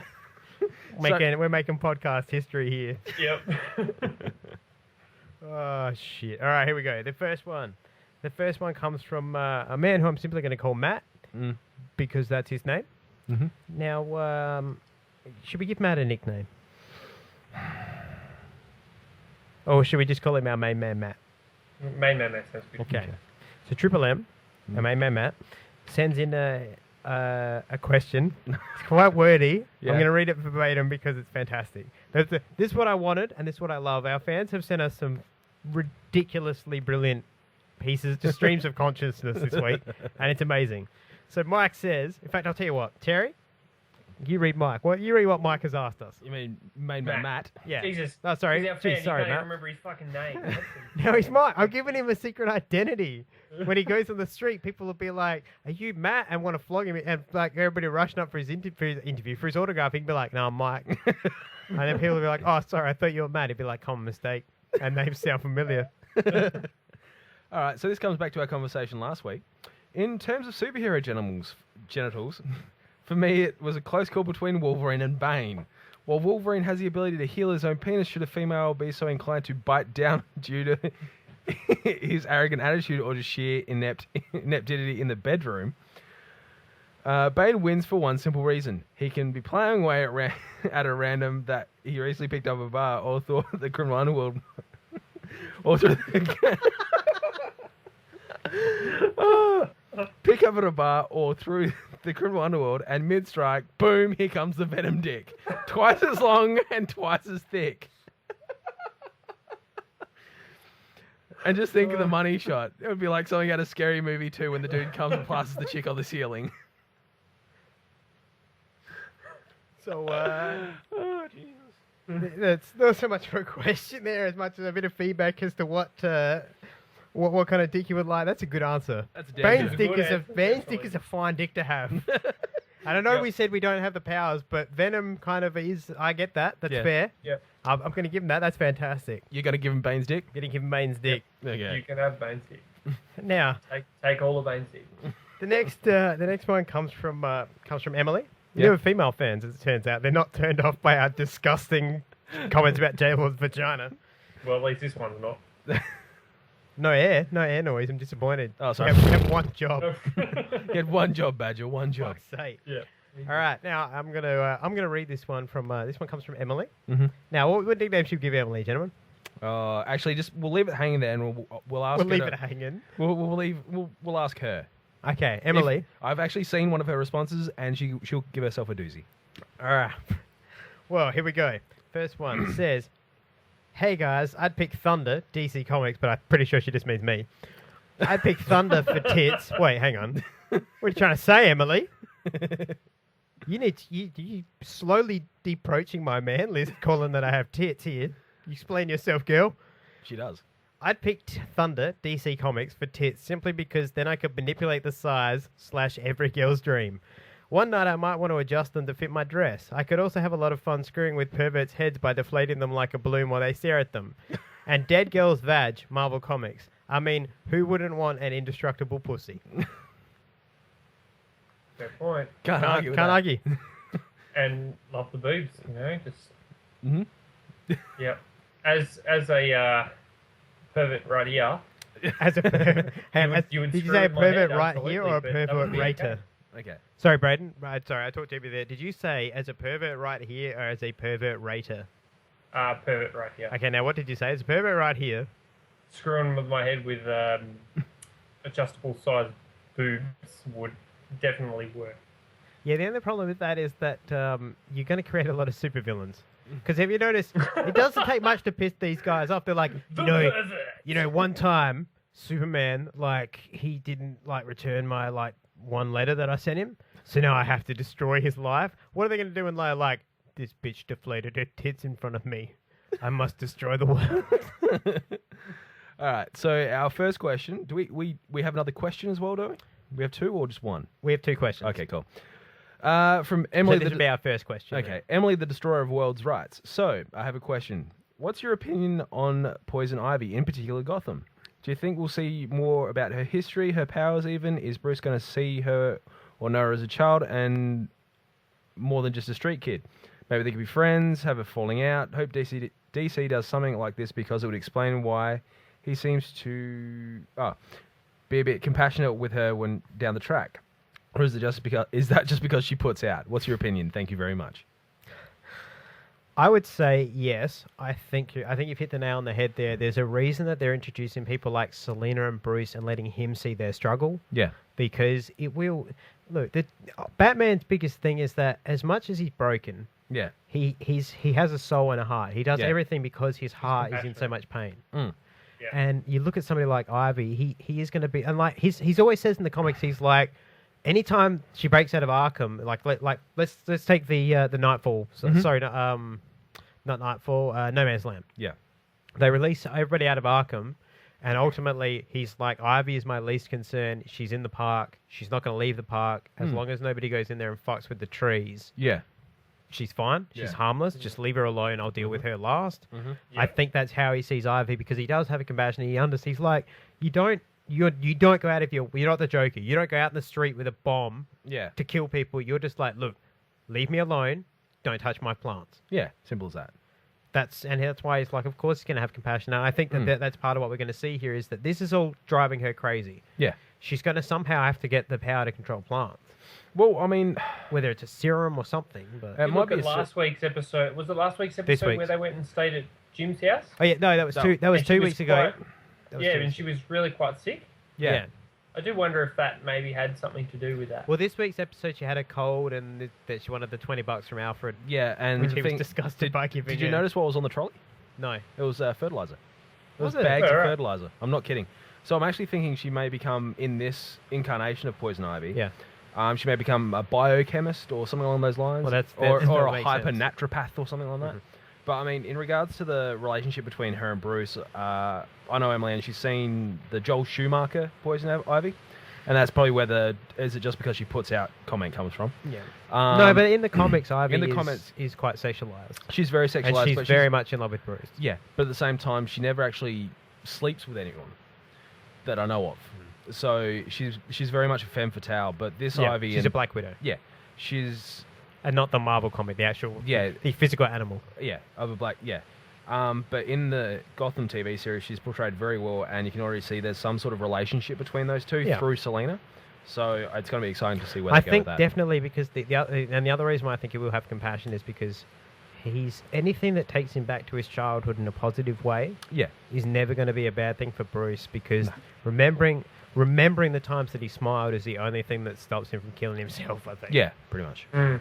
What do you think, Bray? Yeah, I agree. He'll have compassion for her because he's known her as a child and things like that. I'm very interested to see where she goes with her character outside of her relationship with Bruce and if they're going to go down the track of, I guess, it's not superpowers or anything like that, but something, I guess, along those lines because she can, control plants and stuff like that. So, yeah.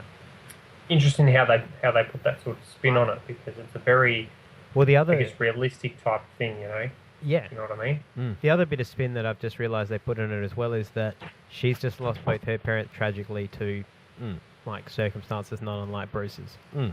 So of course he's going to be like, Jesus, like in the same way that look at anybody who meets whose parents die. Yeah. In any vicinity of them, he's instantly like, you want to be Robin?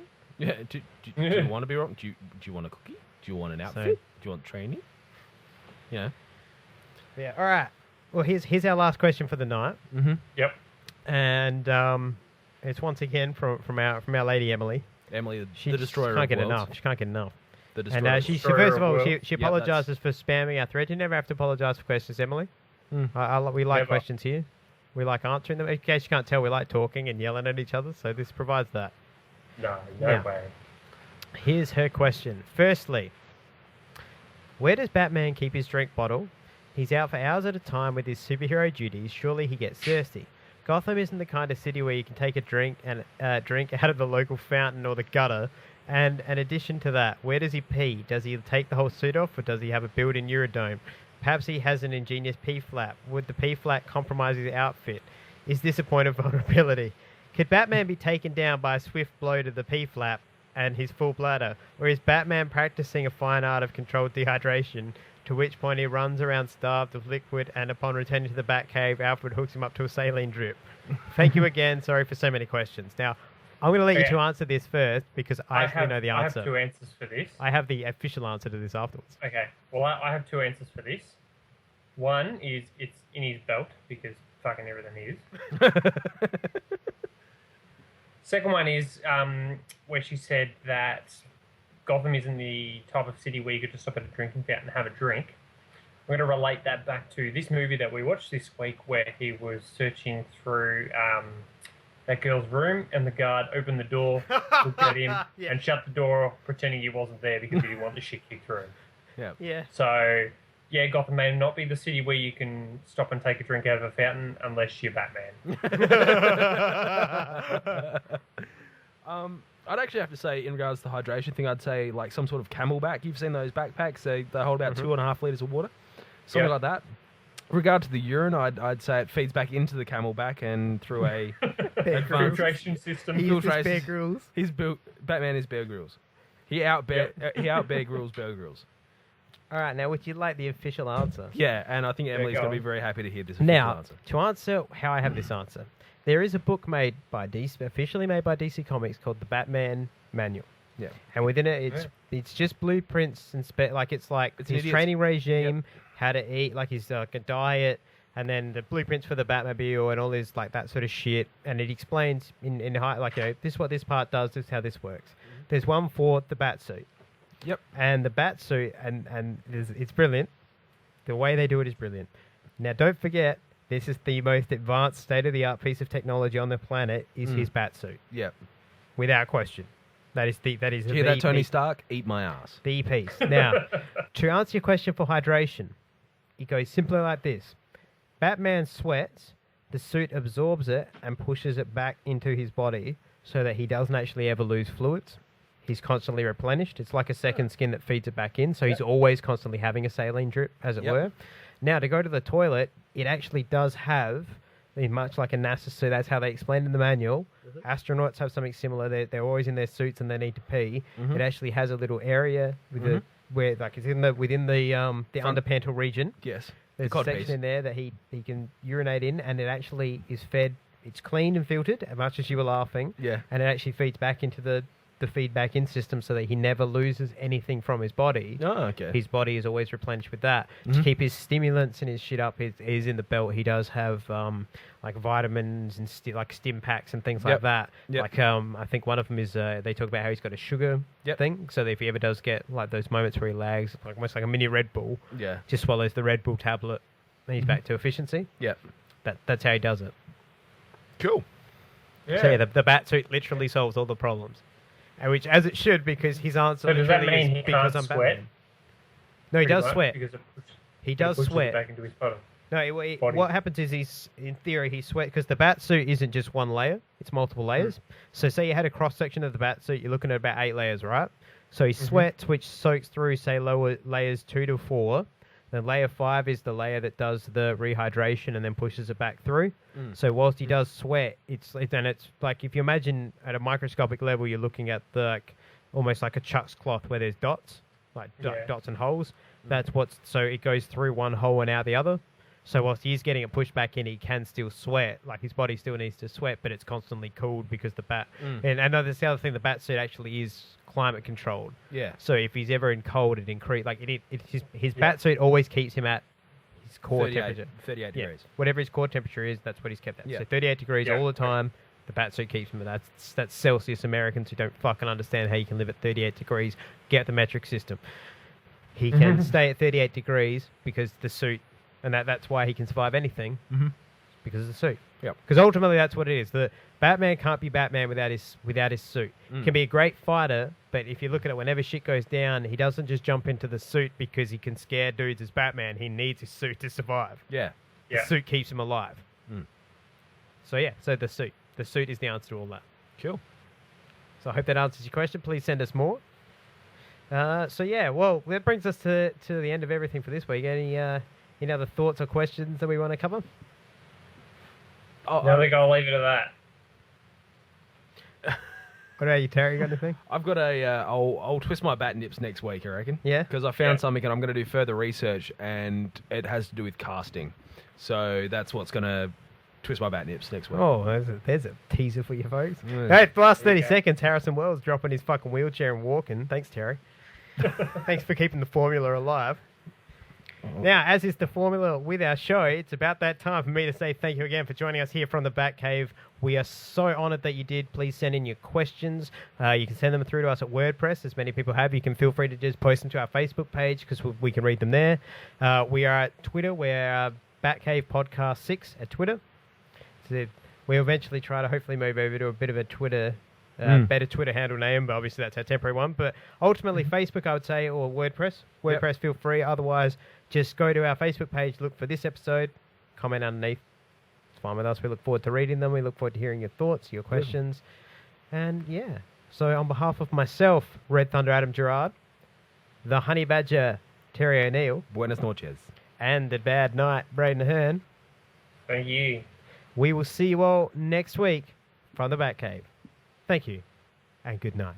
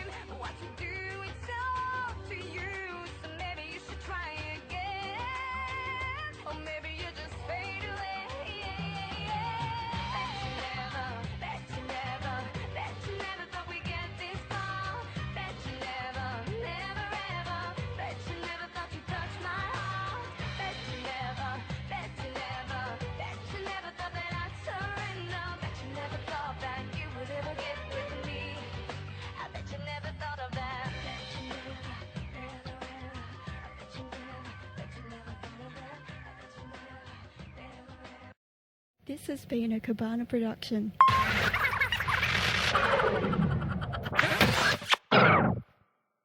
So I'll go back and have a look, maybe during the break. Yeah. I've exposed the business there. Sorry for the fans at home. I've broken kayfabe here by letting you know that we have a break between the TV and the movie segment so that like one of us can take a shit or something. Just to really fire us up. Now, I'll just return the illusion. Hang on.